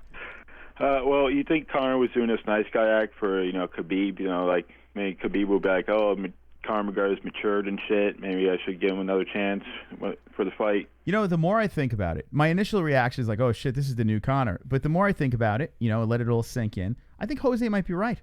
I think that once he has another dance partner and he gets a win under his belt, gets his footing back, I don't think he's going to go full let's throw hand trucks through windows and punch old men. I think what's going to happen is he might get a little more edge, a little more swag again. I think he's just got to get back on that horse, Just the way it was tonight made me kind of think the fix might be in. It's possible. Listen, after watching that interview, watching it live, and seeing what he was saying, and what both of them were saying, it sounded like it was completely staged. It did. I mean, they were sucking each other off worse than the fucking Beagle clan. Yeah, those guys. Maybe not that bad, but pretty bad. Those guys really suck each other's dicks. It's great. I love that. I like the LGBT community as well. I'm involved with all communities. Love them. All right, Drunk. Thanks for the call, man. Yeah, later, slap mouse. Later, slap nut. There you go, Drunk Savage. Windows is donating with the super chat, creeping up the list over here. Let's see what Windows has to say. Jesse, what do you think? Is he going to go back to his old ways? I told you already. I think I think eventually he's going to get tired of the good guy Conor. He's going to want to be the normal Conor he's used to being. So at some point, the shit talk will rise again, and I think it might be against someone like Masvidal or someone like that, See, I don't see Masvidal. I see a lot of respect between those two, too. Masvidal, he does talk a little shit, but I still don't see that beef. Now, Gaethje, even though he's not one to really go for it, I feel the Conor thing might be a little animosity there. I do think that might be a little heated. But I want someone, I'm trying to think. Khabib, how does that work? How would a press conference, if they threw that rematch together, Conor rattles off a couple of wins, and they line up Khabib, or Conor fills in, if God forbid Tony falls out, knock on wood, that doesn't happen. How does that work? I don't know. That's a good question. Does that drag him out and make him, I don't know. All right, let's get a couple of voicemails coming in. I see Windows. What's going on? Why are you in my nose? Got flakes? Got bat in the cave? All right. Flakes. Let's see. Why are people... This guy dropped his number too. Why are people dropping their numbers in our voicemail? What's that about? Stockton, California. Why? People want us to call them back. Do not leave your number. Yeah, if we play this and your number plays, you're fucked. All right, let's play this one. Hold on a second. Here's a voicemail. Okay. Ready, Jesse? Get better fucking phone services. This is ass. Oof. Did a 12-year-old just curse us out, Jesse? Yeah, I wouldn't do that again, Justin. Hey, that Sinner. wasn't threatening. Yeah, the lines are not working. You already know that. Yeah, the press conference was okay. I kind of figured it was going to go that way. Mm-hmm. Hey, Cowboy got some good shots in. Yeah, and by the way, Moss, Cowboy's going to win. Cowboy all the way. Cowboy! Love you, Chris. Love you, Jesse. Bye. Love you. We love you, Ann. Look at that, Jesse. Aw, it's a knitter. So she thinks Cowboy's gonna win. Cowboy for the win, says Ann H., the biggest Cowboy fan of all time. I see the She's Windows. so cute. What's up with this Windows donation? I see it came in. It says Discord would be an ideal community hangout in more. So you're saying open it up in Discord Windows? I don't know why that alert's in play, but we saw you. Who's next? Wait, did Pulse donated too, right? Did we see this one? Refresh them. What the hell's going on? Do one at a time. Oh, you know what? Man, you better back up or you're going to go to sleep. Man, you need to back up or you can go to sleep too. Here's Pulse. Please let me call in and address that dumbass donation that someone made earlier about people bringing up McGregor past because of this fake persona. What a sodomite. Whoa. Kool-Aid drinking sheeple. You bought that ha ha ha ha ha ha ha. Okay, there's Pulse. Ha ha ha ha ha ha. Ha ha ha ha ha. We're going to take some more calls. Don't worry. That was Pulse with the donatione. All right, what's the next I want to see the next one here. It was the Windows donation, so we'll let that one play next. The next voicemail. You want me to play the next voicemail? Yeah. Hold on. Let's let the Windows one play real quick. And there it is. Super chat. Windows 95. Discord would be an ideal community hangout and more. We have a Discord. Link in the description to Patreon if you become a patron. 1 monthly subscription, and you can actually join our private Discord. That's right. Link in the description, my friend, to Patreon. Jump in. Be part of our private community. Let's see what this says. What the fuck? What the fuck? Mystic Moss. Hello, my friend. This is Joel Romero. You no forget your pussy elbow. Okay? Bye. That didn't even sound like Romero. That was him. That was actually Yoel Romero. Thank you, Yoel. That's unbelievable. Wonder Boy, what are the secrets of your power? Wonder Boy, what are the secrets of your power? I wonder who that could be. Wonder Boy, what are the secrets of your power? I know who this is. Who is that? Kainoto. Wonder Boy, what are the secrets of your power? That's Kainoto. Is it? Yeah. Wonder Boy, what are the secrets of your power? Oh, shit. That was a good one. All right, let's see what else we got. Whoa, this one's cursing like crazy. Let's see. Fuck Streamlabs and its fucking ass with an age-ridden dick. That fucking piece of shit system keeps on fucking jipping me, but it'll take the fucking money. Fuck. That was Pulse. Pulse. Bitch. Whoa, Jesus. Bitch. He had to throw that last bitch in there. Hello, yes, this is GSP, George St. Pierre, Rush. I think the Edions have stolen Conor McGregor's personality. That's not him out there. It's a impostor. We must get down to the bottom of it. Uh-huh. Okay. 516-522-0267. Wait, even though it says transcription not available, it doesn't mean there's no 832, you're live with the MMA-Holes. What's on your mind? Hello, what's going on? What's up, Pulse? We just got done listening to your voicemail. I'm over it now. Let me ask you, what was the purpose of that last bitch in the end? He was upset. No, I was mad at the system. That had nothing to do with anybody but the system. Mm-hmm. Yeah. No, for real. That wasn't aimed at anybody. Wonder Boy, what are It's the always secrets fucking of your chicken. power? What was that we didn't hear? What'd you say, Pulse? No, it's always fucking. Are you walking away from your phone? Wonder Boy, what are the secrets of your power? Pulse? Yo. Oh, there you go. You sounded all muffled for a second. Can you hear me now? Yeah, we got you. Okay. No, I'm talking about, what is that? Wonder Boy. What is that? That's Wonder Boy's walkout song. Can we clip that? We should. Yeah. Clip it and make it a soundbite. We should. So, Pulse, what's going on, man? Man, that presser, that was like watching an episode of Phil Donahue, man. Yeah, you didn't like it, huh? Oh, my God. Yeah, no, I prefer Purple Suit Connor. Drunk, coked up Connor, man. Remember Connor. Mm-hmm. Well, yeah, because, oh, yeah, that's what I wanted to address. Whoever made that donation that was saying, what did he say? Something about, see, people want to bring up Connor's past and look at him now and whatever. I'm like, that's the gayest fucking thing I've ever heard in my life. So because tonight at a presser he spoke nice, that totally makes up for everything he did. Mm-hmm. Yeah. That's the stupidest.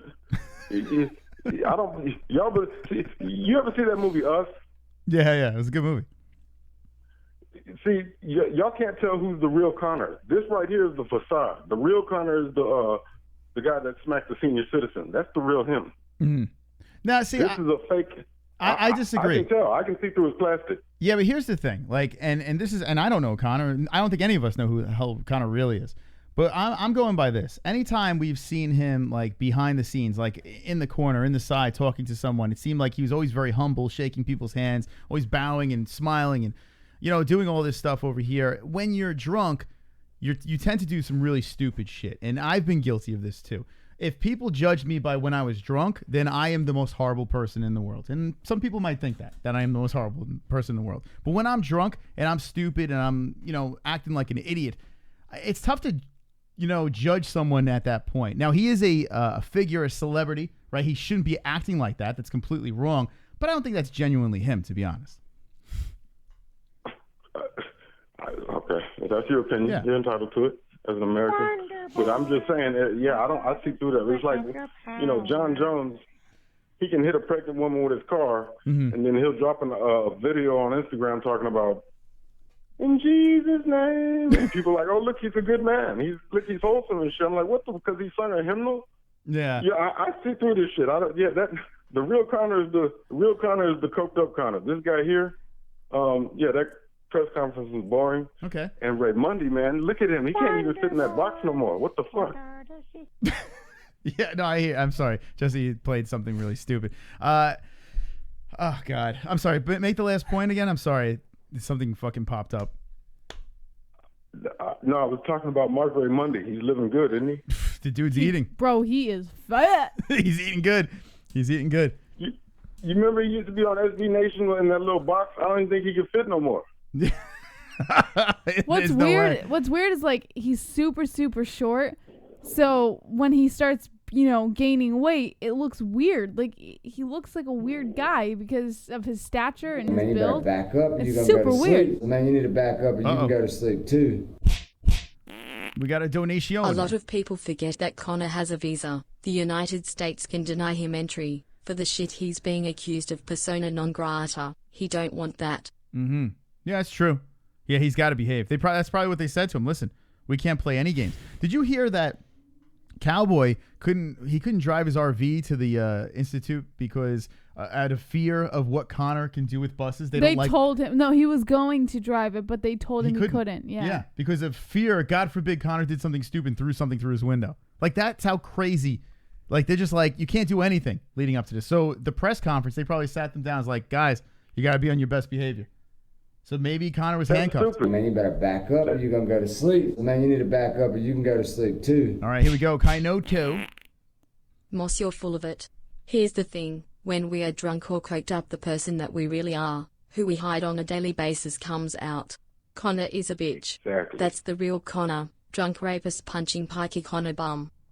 Well, okay, I believe... Give Kainoto a trophy. That's exactly what I'm talking about. Listen, I don't disagree with the truth comes out when you're drunk. I've been guilty of saying that as well. When people get drunk, the true side does come out, right? But if that was the case, then I am a horrific person. And I guess I am. That is arguable, yeah. I guess I'm a horrible person because I've done some fucked up shit when I was drunk. And why did you do those things? Because I was an idiot. Because in your nature... I'm a terrible person. You thought that was the best thing to do. But honestly, Jesse, do you think I'm a terrible person? I don't think you're a terrible person. I think you make terrible decisions sometimes. Okay, boom. Jesse says it. She hit the nail on the head. Sometimes people use alcohol and substance to make excuses for their actions.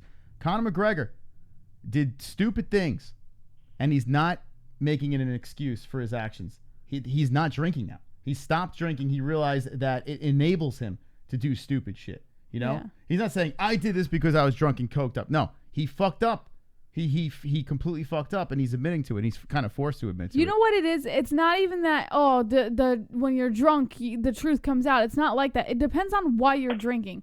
If you're drinking to have fun, if you're drinking just to get the edge off and let loose, there's a whole other version of you. If you're drinking to hide your own demons, that's when a lot of the real shit starts to come out. I don't think Conor was drinking to hide demons. Now maybe he was, and in some semblance of a way. But I think he was also drinking just to drink and be immature and have fun. So it depends on the reason you're drinking as to what kind of person you are when you're drunk. Mm-hmm. That's my opinion. This is I just want to get one last point in real quick. Yeah. As far as how he's acting in the embedded series and everything, Conor knows he's on camera at all times. He's so famous now. He knows he's on camera at all times, and he's like you said, he's got cases pending. So it's like he knows he's on camera. This is a front. I feel like Conor could punt an infant baby in the side of the head, and as long as he says something about the victims in Australia and shit like that, then people will be like, "Oh, well, look, he's a nice guy." Yeah. I see through this shit. Okay. And I thought people were smarter than this. And well, let me ask you a question. What do you think about John Jones? He's no different. It's not because he's black. No, he's no different. He doesn't get a pass either. I didn't say that. You said it. I see a bullshitter. They can come in. He could be Hindu Indian. I see a bullshitter in every race. So I don't believe it when I see it. So you believe John Jones the same thing? I mean, you brought him up before, kind of saying like it's not fair. Like, and now. Yeah. I was just saying that. He embraced it a while ago. He said, "Yeah, I know I like to party. I like my drugs, and I like shit like that. And I'm not going to try to be the people that you all want me to be, the person that you all want me to be." Yeah. But then, yeah, he'll go back and forth though. Sometimes he'll, say nice things. But it's like I say, go all out. Be who you want to be. Be who you are. People can see. People can tell who you really are. It's like if Colby Covington, if he were to dress up like a Poindexter and put the glasses on with the little tape in the middle, people would be like, "Oh, he's a nerd now." Oh, he's not. So you're saying that this is all right. So in a nutshell, you're saying that this is not the real Conor. The Conor that we saw doing all those crazy things, that is the real Conor, correct? If he goes in here and rolls up Cerrone in 30 seconds, watch, it's gonna come out. I asked you on the last stream. I said, how long is he gonna maintain this kingship? Watch if he goes out here and into this fight in spectacular fashion. I'm telling you, he's gonna. He said he hadn't been drinking. Good for him, but I don't believe that shit either, man. I bet you he probably got him a swill when he went backstage. All right, there you go. Pulse, thank you for the call, man. He had to get it Here's in. the thing. Wonder Boy, what are the secrets of your power? Here's the thing. What he said about Conor McGregor, that he believes that this is not really him. Wait. What the fuck? Hold on a second. I don't know where the hell that's coming from. Oh, next tab. No. Oh, you. What? It was that tab, but now we hold on. have to go back to the Sorry, voicemails. I got it right here. No, the voicemails. The voicemails are the best part. Okay, we'll get back to the voicemails. Call in a second. I just want to piggyback off of what Pulse said. I don't know how that went through. That's really bizarre. Pulse was saying that this is a facade and he's going to go back to his old ways. If he gets a win here, watch what happens. It's possible. It's very possible. That's his prediction. My prediction is I believe this is really Conor, and he can go back to those old ways because he had fun doing it. He had fun going through that whole thing. Listen, when money brings money and fame, it brings things to people, especially when you're young. When you're older in age, you see differences. Now, Adesanya is a little bit older. I don't even think age is really a genuine factor. I honestly believe it's a maturity level, because you see a lot of young people who are extensively mature, more mature than older people. Some people mature at different ages. Yeah. And Conor McGregor was clearly not mature when he was going out and partying and being out for 3 nights. He had a mature mindset business-wise. Yeah. He had a mature mindset for what he wanted and how he was going to achieve those goals. He didn't have a mature mindset for how he was going to handle, the reward that came with accomplishing those goals. The Yeti guy says Adesanya is the same age. Okay. Adesanya is making his run at 31 years old. How old's Conor now? 31 years old. So you can say that they are lined up. Their age is the same. Conor came up when he was 24? 9. I'm sorry. 25? When did he win his belt? I can't remember. I think it was 24, 25, some shit like that, right? So Conor came up in his mid-20s, say early to mid-20s, and he fucking rose. He soared up. Here's the thing. Like you said, you can't mistake smart for mature. Right. It's a big difference. Yeah, you could be yeah. extremely smart and totally immature. Exactly. And that's what Conor was at that time. You have to remember, he came from nothing. He was a plumber. He was miserable, living in a hole, right? And then next thing you know, he's one of the richest he's the richest UFC fighter. He's on the Forbes list and this and that list. He's on top of the world. We've seen this a million times. We've seen this with football players and basketball players and baseball players and hockey players don't get paid. Wonderful. But you see with a lot of these major sports, young, you're dumb, you're full of and that's it. You make stupid decisions. Conor made stupid decisions. He's revamping. Now the question is he truly mature? That's to be found out. 516-522-0267. Wait, can we listen to the voicemail first? Wonder Boy, what are the secrets of your power? Who is that, Jesse? Kainoto. That's Kainoto. All right, we're gonna turn the calls off. We're gonna listen to some voicemails because Jesse loves them. He's the best. Jesse loves the voicemail. She loves them. All right, so we're gonna play this one over here. You ready, Jess? Yeah. So you have to X out of where it says new, that Gmail. Otherwise, you'll hear it ring when. You sure? Yeah. When you sure it's not here though? Because I think this is where you hear the ring. Just throwing it out there. All right. So even if it says not available, it is available. They just couldn't transcribe it. Okay. Yeah, I just wanted to mention something about the press conference, and you guys being disappointed that you didn't have any shit talking back and forth.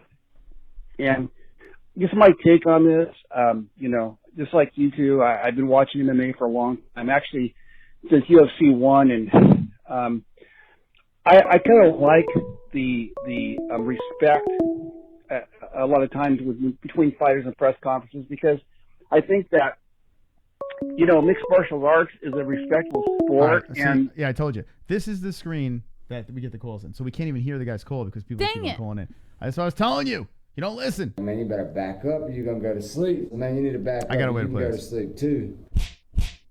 See what Stylebender has taken a different path than Conor. Whereas Conor did nothing for 2 years except rape women, Israel is out there fighting monsters and building fighters of note. Don't ever compare the two. The midget slayer took a different path. All right, Kainoto, thank you for the donation. Now, here's my problem with this, Kainoto. I mean, maybe you, if I'm not, he's around my age, right, Kainoto? Maybe you have never made a mistake in your life.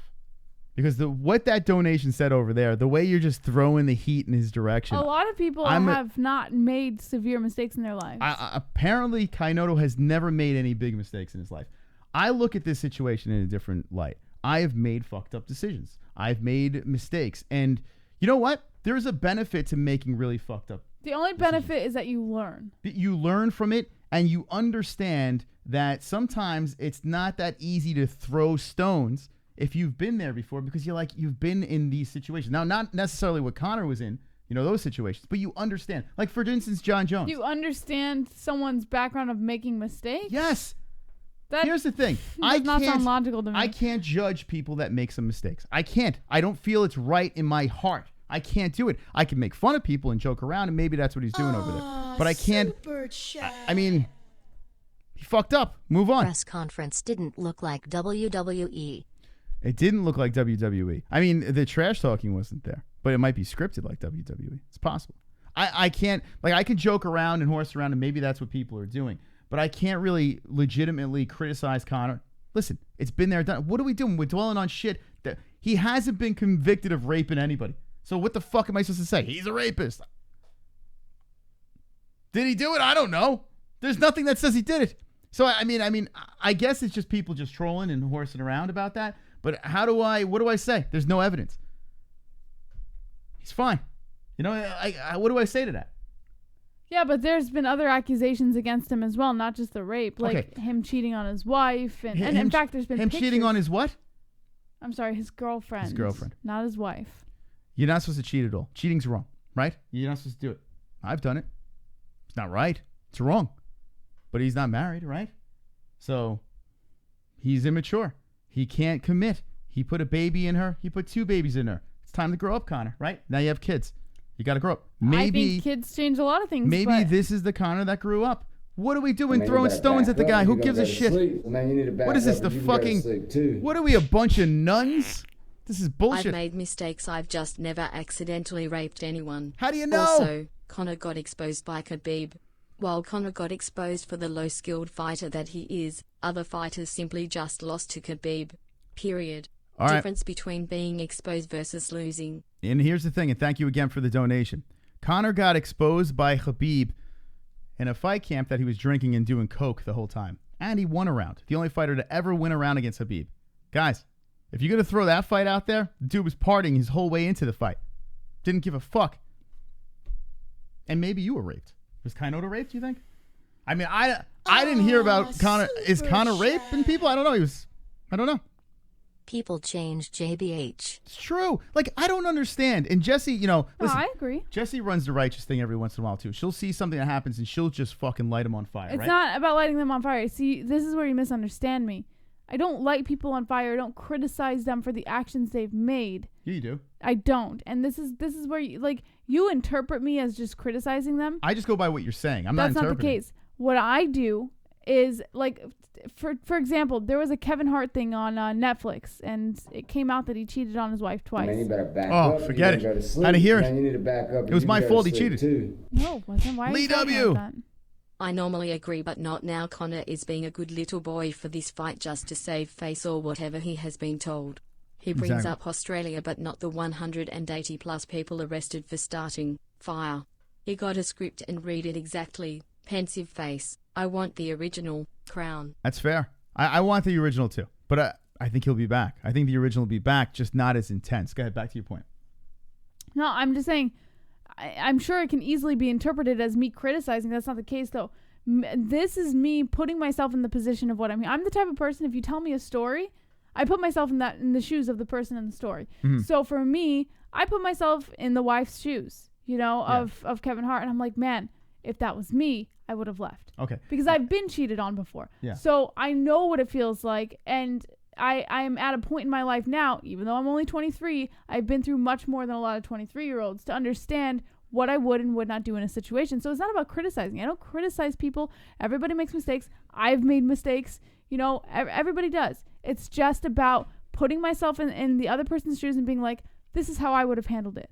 I don't criticize. It comes across like that. I'm sure it does. So that's the thing. Like, listen, you could say everyone is entitled to their opinion, and that's what I love about this show. I love the fact that you can call or do your donations, and it is what it is. You have a stage to do this, and that's what's great.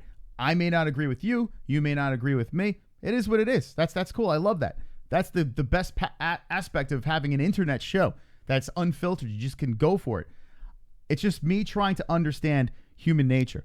And Conor has made mistakes, and it's like, you must die for your mistakes. Now, people are saying I don't agree with the whole rape thing. He wasn't convicted.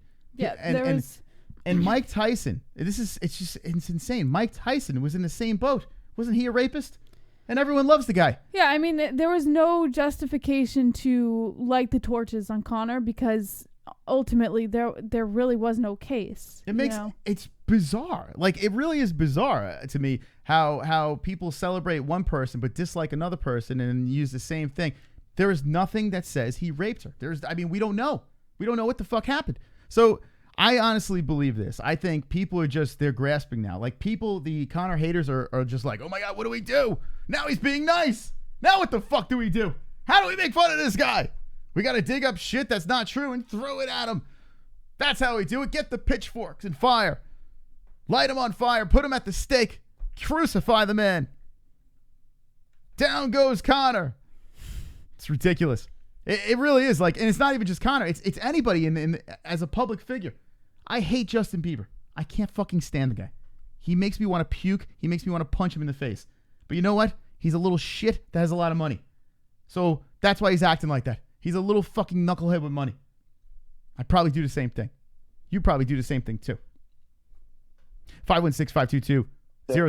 Mention something about the press conference and, you guys being disappointed that you didn't have any shit talking back and forth. And just my take on this, just like you two, I've been watching MMA for a long time. Actually, since UFC 1, and I kind of like the respect a lot of times between fighters and press conferences, because I think that mixed martial arts is a respectable sport, and after a while, man, this was turning out to be a big circus act. Every press conference, all these fighters, talking shit. What is this guy talking about? Do you know? Putting on these clown outfits like Kobe, and I mean, I understand you guys want to get that hype going between these two fighters, but I kind of like to see if this sport goes back to, Man, you better respect. back up. You're gonna go to sleep. Okay, so you need to back up, or you can go to sleep too. We got to the point there. Vlad coming in. The reason why Conor is being so nice is because insecure about losing. Talked shit to DIAZ and got chocked out. Talked shit to Khabib and got finished. Said he'd finish Floyd inside of 6 rounds and got finished. Maybe he's scared of looking like a fool. It's possible. That is a possibility. I have this belief, and that anything could be possible, and that could be very true. I think this is a PR move. I honestly believe that once he got those 2 straps, everything was gravy. It's time to be extraordinarily reckless. And that's what happened. When he got choked out with Diaz, that was reckless. It was a reckless move taking that fight at 170, not giving a fuck, all beefed up. Like, I'm going to take a round and a half of just, I'm going to take this man out and getting tired. It was a reckless move. Then the Floyd Mayweather thing, a reckless move. Khabib recklessly goes into that fight drinking, coked up. You know, I honestly think the guy is so narcissistic that he doesn't give a fuck. Like, he really doesn't even give a shit if he loses anymore. He's just like, let's just keep on cashing checks. That's my opinion over there. Vlad could be right too, but that's where I look at it. What do you think? Jesse says, was just all right. I'll play the rest of this thing. So this is interesting what he's saying in the voicemail. It goes back to, respect, man. Let the fighters get down during the fight, entertain you guys. All right. So basically, what this guy was saying is he doesn't like the whole shtick thing. He likes the fact of getting back to the humbleness. It's all about the fights. Fair? What do you think? I agree. So Conor turned this sport into a circus. He single-handedly turned this sport into a complete circus where talking shit was in, super fights were in, and now he's regrouping and going the good guy path. Maybe rankings will mean something again. I don't know.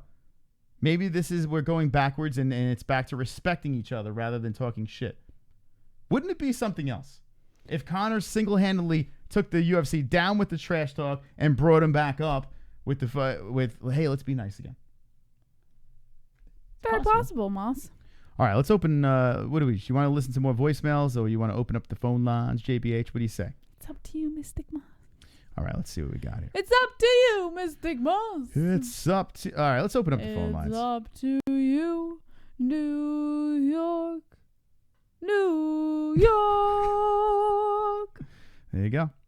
Jesse is serenading. She's serenading while I open up these phone lines again. All right, so we're gonna pop open the phone lines one more time again. We'll get to some stories as well. Thank you for joining us. And if you just missed it, it's already almost 9 minutes till 10. Okay. It's crazy. You done? You had enough? You done? All right. 516-522-0267. We'll take a couple more calls, and then we'll get into the news. Long show, but we love it. We're having some fun here, hanging with the boys. Got to beat the ceiling too, Jess. How do I delete this guy's call now? You see the mouse? It's getting all glitchy. Yeah, I noticed that when I was changing the name of the MP4. Oh, it's so annoying. Moss. I love your mostical beard. Wonder Boy, what are the secrets of your power? 516-522-0267. If you're having a wonderful, wonderful time on this Wednesday night, hit us with the wonderful, wonderful in the chat. Here we go, Jesse. Who's this? 330, you're live with the MMA-Holes. What is your name and what is on your mind? What's up, man? It's Tom. Hey, calling from Ohio. Hey, I got to leave the room because I'm looking at the TV and it's like some kind of space-time continuum. All this, the reference to 205, I thought was the UFC 205 press conference was cool. And, that's the only thing they've got really for the Cowboy and him kind of getting into it. That was the red panty night. That was the you're stiff as a board, stuck in the mud. And the interesting thing is, and I think why this is the way it is, and Conor also said, he's whatever happens, he responds to it in kind. And Cowboy's got respect for him because he was sitting in front of Aldo, and Aldo, he said, you're not going to get through this guy. And of course, he got through him in record time. And then he went on and he goes, I'll move up into the 155. And he goes, and then he did that, of course, and he beat the Eddie Alvarez fight, which was epic, probably one of his best fights. So, being Cowboy, he's got to look and say, wow, this guy does what he says he's going to do. And of course, we see the Mayweather, fight and everything else. So he's scared. He's going to get beat. I don't see it going any other way. Ooh, all right. Well, thank you for the call. What do you think about that, Jess? Interesting perspective. I like the way he put it together too. I like the way he put that whole thing together. Very articulate. Yeah, very to the point. Man, you better back up or you're going to go to sleep. Man, you need to back up or you can go to sleep too. Using the he who is without sin argument is moot moss. You can't compare the average person to Conor. So stop, it stinks of desperation. He's the face of $1 billion company, and instead of taking the high road, he's out raping and throwing dollies. All right, so I agree with you with the Dolly situation. I mean, listen, it's tough. Stop comparing the average person to Conor. Sound All right, desperate. I'll cut it out. The hand truck through, and it's not a dolly, it's a hand truck. A dolly is like a flat thing. It's like a cart. He took a hand truck. And a lot of people. He's so smart. A lot of people make that mistake. Shout out to the blue collar workers out there. He took the hand truck and he threw it through the window, injured a bunch of people. Could have fucked up the whole card. Kind of did fuck up the card. Yeah, that was stupid. That was pretty stupid. But the rape thing didn't happen because we don't have any reason to believe it did. He wasn't convicted of anything. So I think you're a rapist, Moss. Maybe I'm a rapist. I don't know. It's just like I'm accusing you of rape. It's so weird. It's so weird. Like when you dislike someone so much, you just got to make up things. It's weird. It's creepy. 516-522-0267. Call us. Wonder Boy, what are the secrets of your power? Wonder Boy, what are the secrets of your power? Now, I don't know. Is that Drunk or Kainoto? No, that's Kainoto. Yeah, I don't hear the fuzziness in the background. You might be right. That could be Kainoto. I know it's Kainoto. Yeah? Yeah. Why do you say that, Jess? Because he kept saying go into the But how do you know this is going to be so good? Because it was the funniest one there. Okay. No. NH. Is this the NH? Hey. How you doing, N? Moss, you had to ruin my flow. I was being funny, and then you just had to like blurt right over it. Well, I mean, there are people listening on Podbean and iTunes. I had a great introduction for the knitter. All right, go ahead. Do it again. No, it's a moot point now. There was no way that was good. All right, moot. And what's going on? God, you guys are so funny. Nothing. No. Hey, I just love watching you guys. The show's good tonight. I just love all the comments from everybody and what everybody's saying between Conor and Cowboy and so on. Well, yeah. Hey, what can you say? You didn't get the trash talking Conor. Hey, maybe he's turned a new leaf. Who knows? Yeah. So what do you think here? Kids probably calms you down. You know, you never know. You are the spokesperson for Cowboy Cerrone. You're the biggest Cowboy Cerrone fan in all of MMA-Holes world. And yes, watching. He won't follow me on Twitter, but whatever. What a gaylord he is. Gaylord. So, but what do you think about this now? What were your thoughts about this whole thing? Were you surprised? Do you like this new version of Conor? Are you nervous for Cowboy in the fight? Are you confident for Cowboy? What's your thoughts? I thought the press conference was going to go the way I thought it was because I really didn't see anything that Conor was really going to go after Cowboy for. And if it did, it would probably turn into something bad. But I think it went the way I thought it would. Mm-hmm. It looked like it was going to be more calm because I don't think he really dislikes Cowboy. And I think, like you said, he's making a comeback and wants to get. And maybe they did tell him to chill out, Mm-hmm. And as a fight, I think Cowboy's got a lot of confidence in this fight. I mean, Conor is smaller. He may have more muscle on there, like you said, but I don't think he's going to come in at 170. I think he's going to be under again. Mm-hmm. Cowboy's more natural at 170. He did look a lot tinier, right? I'm hoping, yeah. I just hope he doesn't say what he's going to say. I hope he's kind of lying about that because, he's got a good ground game, and I hope he goes that way. But you know how he is. He likes to please the fans, so, I hope I hope he doesn't go toe-to-toe with him. Mm-hmm. I don't want to see that. I mean, I'd like to see it as a fan, but I don't really want to see it because I want to see him. I'm not, like you said, you don't think he has a defense, Conor. Of course, Conor has defense against takedown. Mm-hmm. He's not gonna, he's not that stupid. They're Man, both you better good back fighters. up. You're gonna go to sleep. Man, you need to back up, and you can go to sleep too. Got a donation, Vlad. But Conor, who knows? Maybe after taking those recent losses and hits to his business, we're seeing a humble Conor. Although this conference was respectful, I'd be a liar if I said I was less enthusiastic about the fight. Conor by KO. All right, so there's Vlad coming in. And what do you think? Conor by KO. Well, like you said, it depends how the first couple of rounds go. And we all know Conor's a fast starter. Cowboy's a slow starter. So it depends how it goes that way. I think in the later rounds, I think Cowboy will take him. I think his cardio is better. I mean, we've seen, Conor go that long, but his cardio sucks. I'm sorry. And I'm not saying I don't like Conor. I love both these guys. They're both my favorite fighters. I just love Cowboy more, of course. I've never hated Conor. I've always, either way, either this one that's coming out or the old one. Doesn't matter. Now, I still love this fight. It's going to be great. I mean, I'm excited for both of them. I'm excited for this fight for Cowboy. And I just hate people who say, well, he's injured, blah, blah, blah. He's a fighter, people. Guess what? Fighters have injuries all the time with themselves. They always got injuries. They're always hurting. Yeah, they're all hurt. And I got to say, like, watching his embedded, he's limping around and shit like that. I think he's just putting that on for the camera. I really do. I think he likes this whole old guy, just stumbling into his rooms and stuff. I think he's fucking with everyone. And that I don't. Yeah, look how he's carrying his kid around on his shoulders, his neck, and my neck hurting. Well, if it was that bad, I don't think he'd be carrying danger on his shoulders and carrying I think him all he's around. fine. I think he's fine. I really do. And what about what you said before about his talking about Conor's defense? I thought that was a good tactical move by Cowboy, saying that. It's kind of saying, oh, he's got the defense. I'd be crazy to take, that for granted. That's kind of him trying to warm up Conor a little bit like that and say, motherfucker, I'm going for that takedown.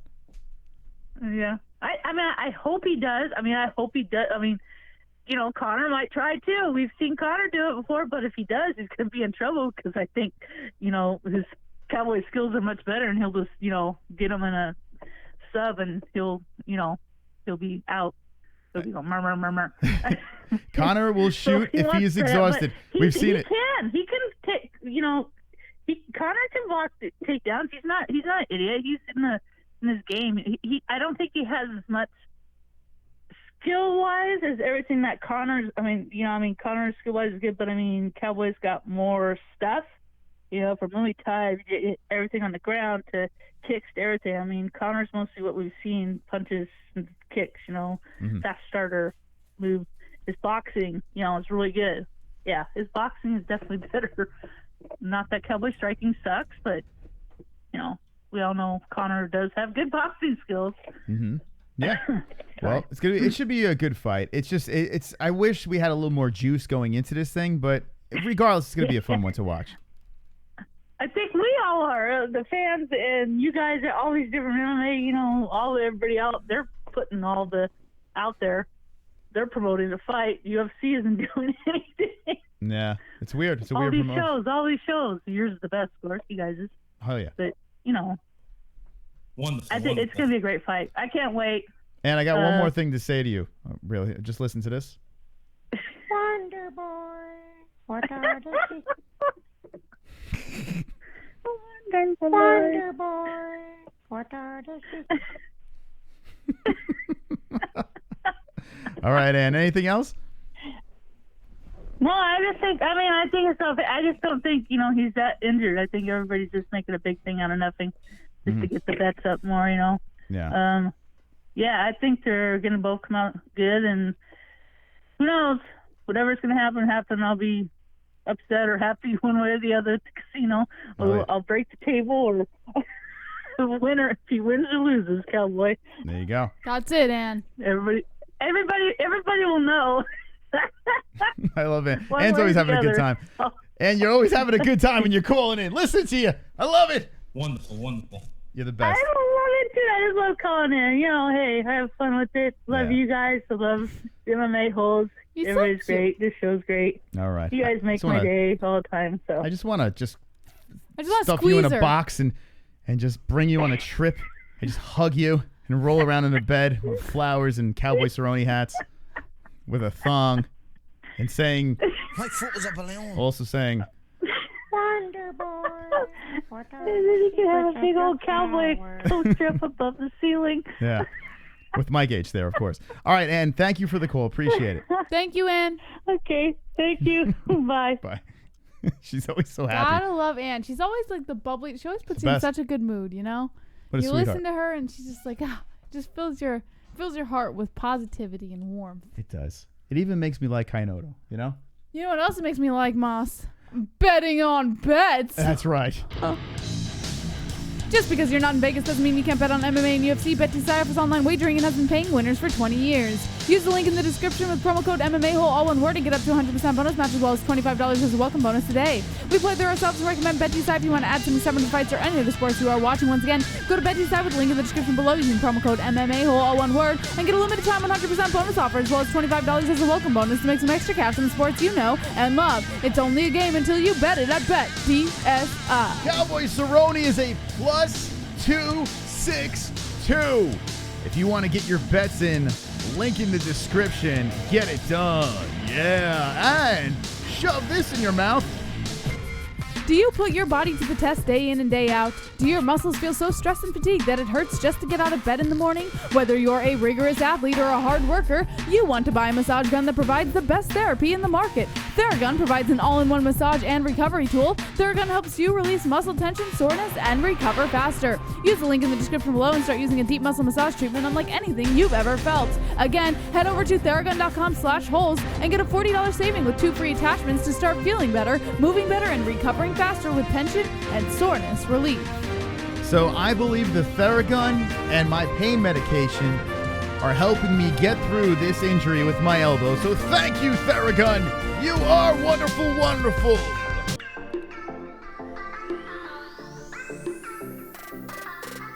Do you own a business, event, or organization and are looking for the most efficient tools for marketing and advertising? Sticker Mule offers easy online ordering with a 4-day turnaround and free online proofs with free shipping. Use the link to Sticker Mule in the description below and get incredible promotional materials such as durable and waterproof vinyl stickers, coasters, magnets, customized tape, labels, bumper stickers, and more. Free shipping, free online proofs, fast production, satisfaction guaranteed. We use Sticker Mule for all of our marketing needs and we've never been happier with the products we receive. Once again, visit Sticker Mule with the link in the description today. I love them stickers. I love them. Oh, I got a dirty asshole. Say goodbye to toilet paper with affordable premium bidet attachments by Luxe Bidet. Upgrade your bathroom with Luxe Bidet's beautifully designed bidet attachments featuring chrome-plated water pressure and a temperature control lever for a more elegant look. Luxe Bidet attachments features a user-friendly control knob that are simple and to use and operate. When your bidet arrives at your door, you can register your product on the Luxe Bidet website to extend the product warranty from 18 months to 2 years. Use the link in the description to Luxe Bidet and check out using promo code MMA-Hole, all one word, for up to 10% off your entire purchase. And then you can use your registered bidet ID as a $5 coupon code towards your next purchase. Once again, use promo code MMA-Hole, all one word, at checkout with the Luxe Bidet link in the description for a cleaner, healthier, happier butthole. Happy bideting. I just want to say this. Shout out to Jeremiah White. He bought himself a new Luxe bidet. I would love to have you call in and let us know how that bidet feels. Because I'm telling you, it's a game changer. Clean your asshole out. And we got the link in the description. Promo code MMA-Hole, 10% off. With the discount too, Jess? Yes. Timeless CBD sees a gap in the industry between quality and affordability. All of Timeless CBD's products are carefully handmade at their facility. Each and every batch is third-party tested. Visit Timeless CBD with the link in the description and get your hands on only the best CBD products such as full-spectrum oils, gummies, pain cells, freezes, BCAAs, and more. Use promo code MMA-Hole, all one word, for up to 20% off your entire order. We use Timeless CBD on a daily and we haven't felt this good in years. We recommend Timeless CBD to anyone seeking treatment for numerous conditions. Once again, visit Timeless CBD with the link in the description and use promo code MMA-Hole, all one word, and get up to 20% off your entire purchase. Oh, Timeless, I had some of their CBD today. I dropped the drops in my mouth underneath my tongue and I felt wonderful, wonderful. I had the choice. Xanax, Timeless, and what did I choose, Jesse? Timeless. And she wanted me to take the Xanax. I was like, no. I was like, no. Quick fix, Timeless. So, much thanks to Timeless CBD. Love their stuff. And their stuff is legit. It's real. Yes. So shout out to Timeless and all our sponsors. Links down below. One more thing I want to say, and then we'll get into the news, and we'll wrap this party up. If you go over to the MMAHoles.com, we have a merch section over there, and we have a promo code for the merch. Could you believe that, Jesse? 20% off the store. I can't believe it, Mystic Moss. 20% off the entire Whoop store. whoop! You Everyone wanna show- celebrate in the chat. Whoop whoop! I wanna. Let me. 20% off at the MMA store. My cursor is broken. I can't put the screen on you. This is great, Jesse. Fuck, that's not your fault. I tried to The cursor just froze when she did that whole little thing. I'm like, oh my god. I tried to freestyle and I failed. You did a great job, Jesse. You always do a great job. So here it is, 20% off in our community section. You just click on the link. And I'm gonna get 20% off, Moss. I gotta get the established shirt. Yeah, gotta get do it. that. So we're gonna order. Gotta some get that.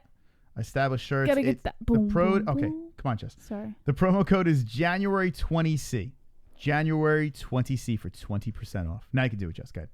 Nah. Can't even get the code out. All right, so if you want some free stuff, if you want a discount in the MMA-Holes store, it's January 20C. Jesse, you ready? For what? The news. You ready? Are you ready to give them the news, JBH? How ready are you? Oh, before you get there, look at this.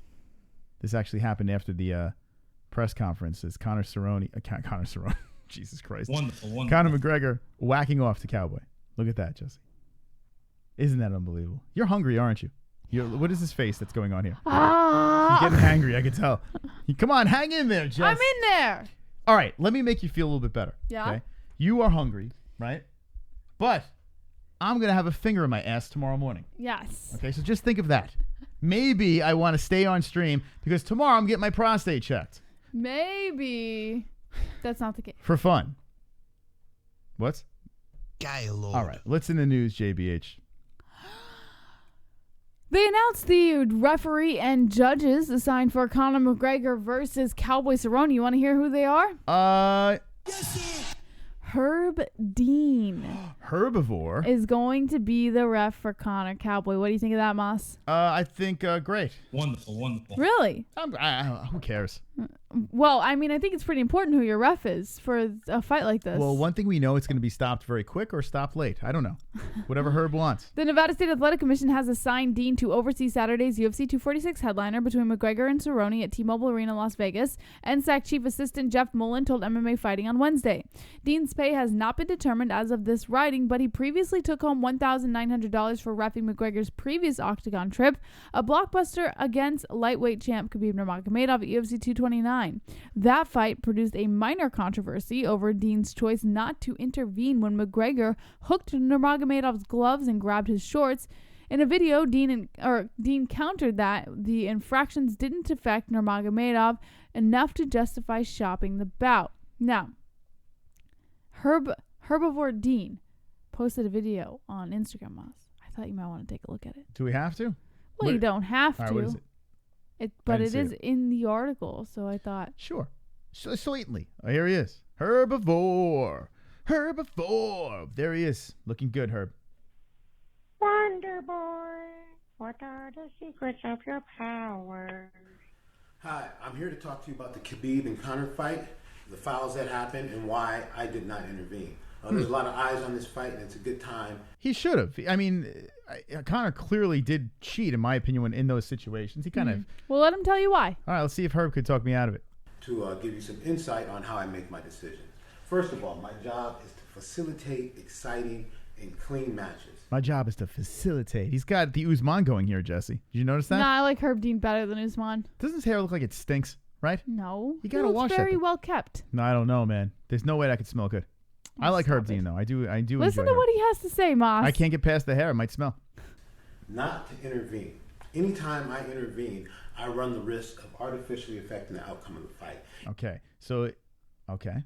Interesting. Even if I just talk to the fighter, I can distract him. He can take a shot, lose a position. If I stop the fight, even if I rebuild the position exactly, I've taken away that fighter's momentum. If I have to take a point or disqualify him, then I've artificially affected the outcome of the fight. We don't have a clean end to the match. So anytime I see a foul, my job is to evaluate whether that is worth me intervening or not. Did it affect the fighter? In the Conor McGregor-Khabib fight, the fouls by Conor did not affect Khabib enough to warrant risking disadvantaging him by intervening. Well, he makes a point. In the big picture, it didn't really affect because Khabib is just that good, right? But at the same time, No, that's a fair point. It did not become so much of a problem to Khabib that it could actually, disrupt his ability to perform. listen, because it's Khabib though. That's what I'm saying. Like Right, if it was so- another fighter, so he what would have Dean stepped is in. saying is if it was any other fighter and it disrupted their ability to continue performing, and if it disrupted their momentum, he would have stepped in. See, and this is the thing. I feel it should be the same no matter who is fighting. No, and it's if all anyone, about how the fights go. It's like you say, every fight's unpredictable. yeah, but if anyone should be defending Herb in this situation, it's me. But I'm love actually on the other Herbivore. side. I love Herbivore. Yeah, but I mean, let's be honest here. Cheating is cheating, and Conor, he was cheating in that situation multiple times. I mean, just because Khabib is just that good that he can get past it means it's okay. I mean, it's a little weird. Sounds a little fugazi here. Let's see what else he has to say. The tools that a referee has to keep a match in order. Soft warning. Now, with that being said, I kind of like this. I want Herb to do more of these. Yeah, I do like this. Point deductions. Disqualifications. A soft warning. You do that on the fly without stopping them. He's got to have a big dick, right, Jesse? What you gotta the think, fuck, Moss? Herb Dean's got to have a huge Why cock. would you say that? I don't know. He just looks like he's got a big dick. Like, you don't really see the bulge too much, but you got to think there's something hidden here, Jesse. A hidden gem in his pants. Right? It's got to be a huge cock. Herb has it. His name is Herb. Like, any guy named Herb has to have a big cock, right? Will you stop it? Gaylord. The momentum of the match. Watch your fingers. A hard warning. If you have a hairdo like that, you got to have a big cock. Stop the match. Time out. Clear eye contact with the fighter. If you do that again or any other foul, you're going to be losing a point. Point deduction. If a fighter has been affected, you're trying to balance things out by deducting a point. Disqualification. If the fighter can't continue or if you believe that the fighter won't come back into the rules. Disqualification. The best time to do a hard warning to a fighter who is losing a match without taking advantage from the fighter who is winning is at the end of the rest period, like what was done in the Conor McGregor and Khabib match. Okay. You got that, Jesse? Yeah. So go follow Herb Dean. MMA. MMA. What do you guys think? A soft, hard warning.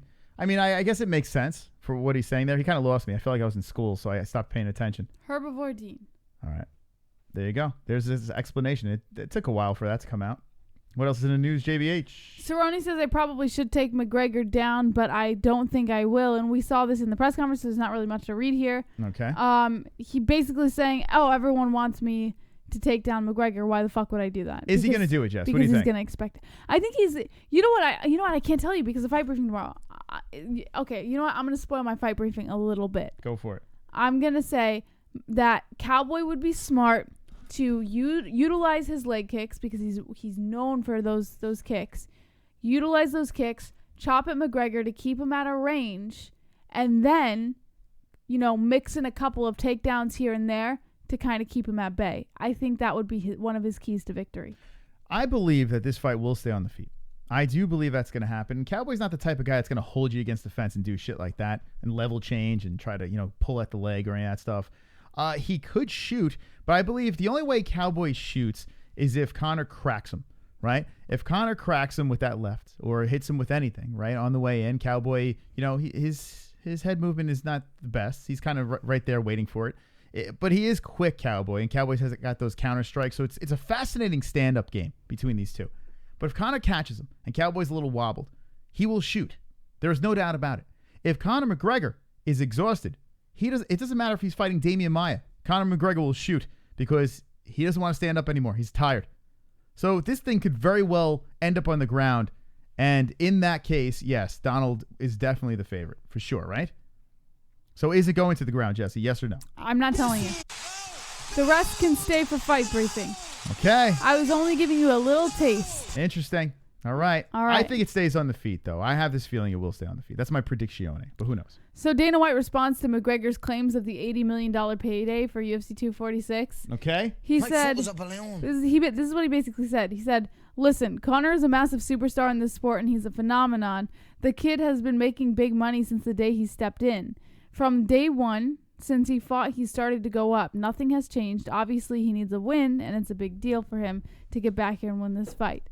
So He sort of weaseled a little bit around the answer to this question. Mm-hmm. He didn't come out and directly say, yes, we're giving him $80 million, but he also didn't say, no, we're not. Okay. He clarified that Conor is a big money draw. All right. So we don't know. I think he's going to make a lot. 80 million seems steep.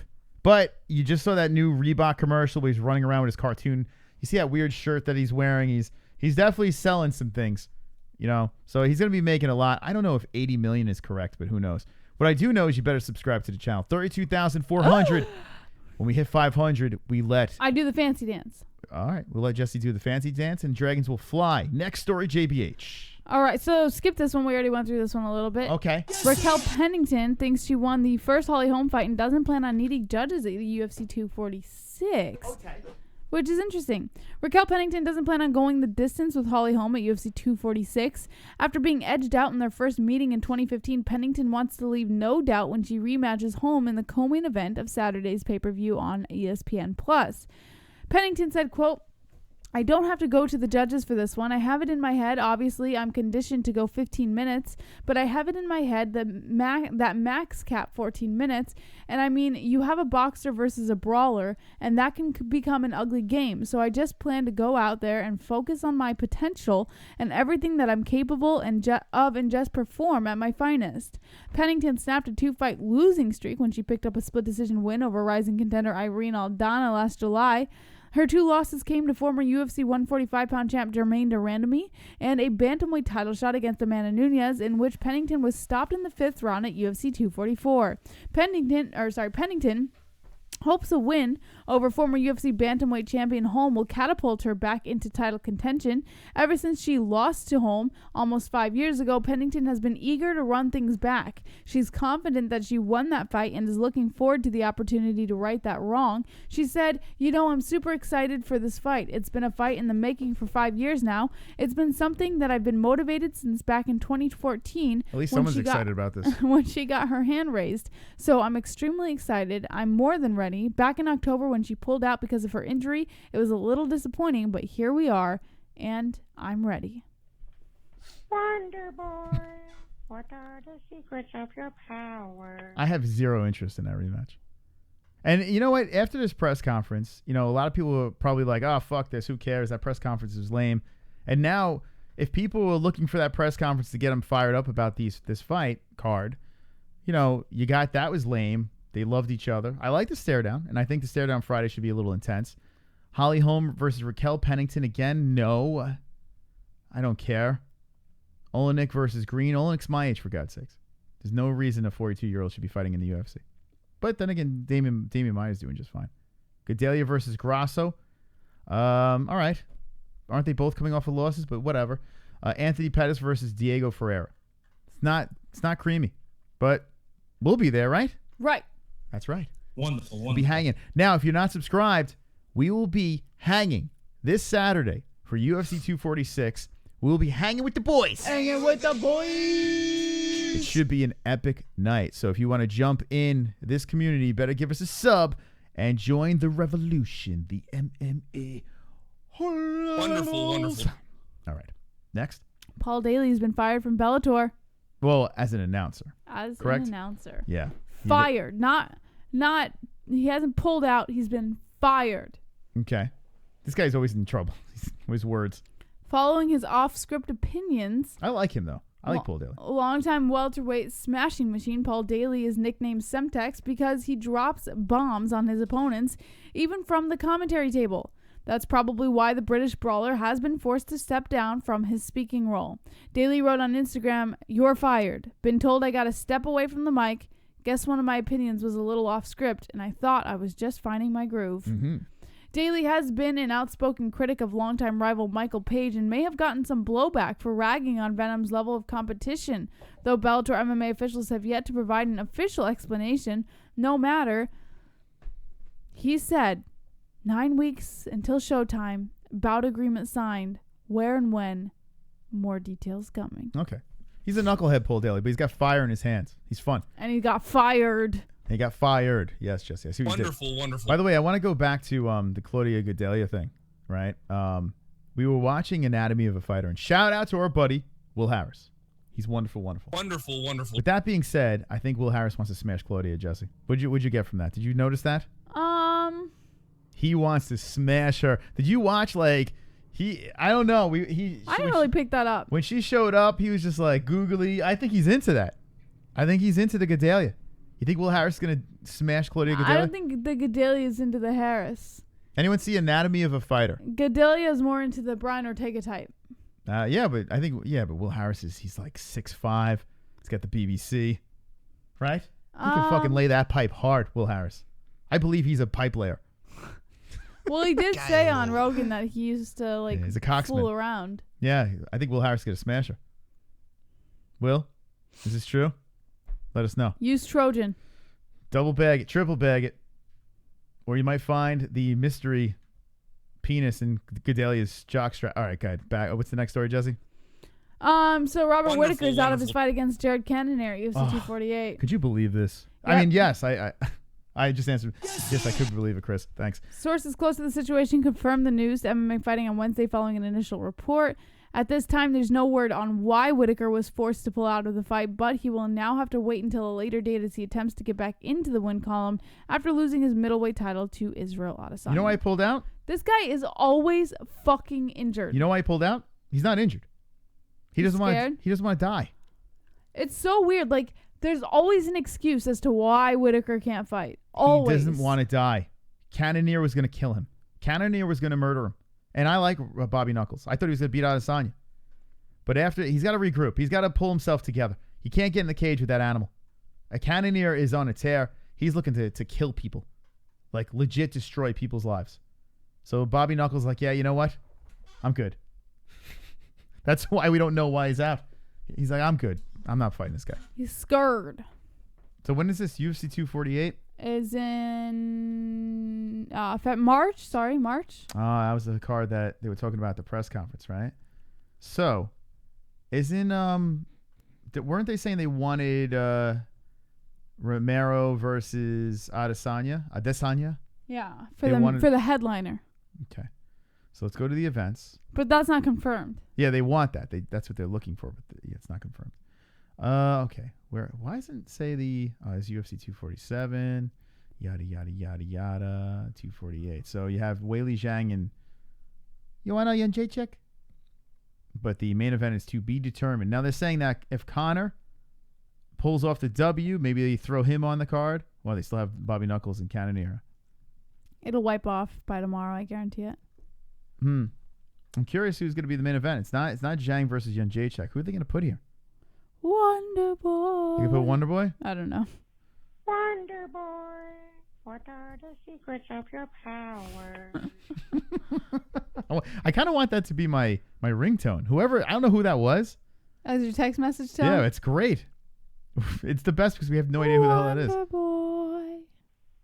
Wonder Boy, what are the secrets of your power? All right, Darren Till in the news. No, that's old. No, it's news.